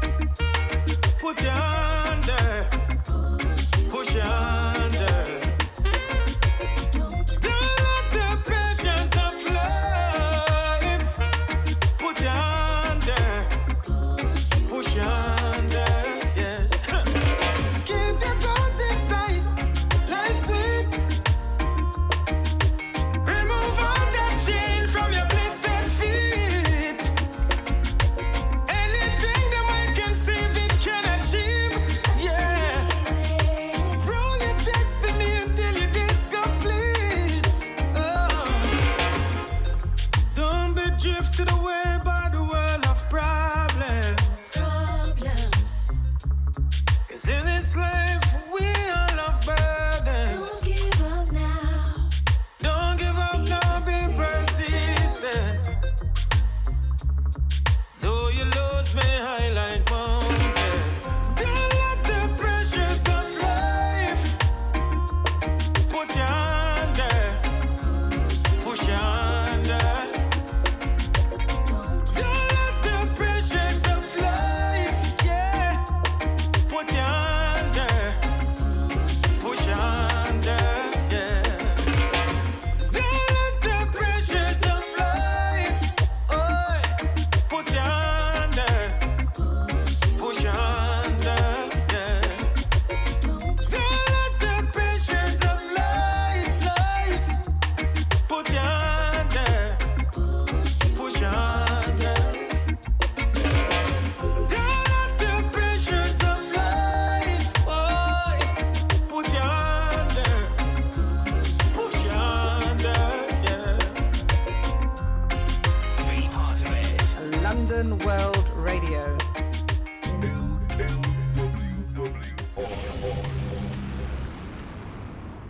LWR. All day, every day.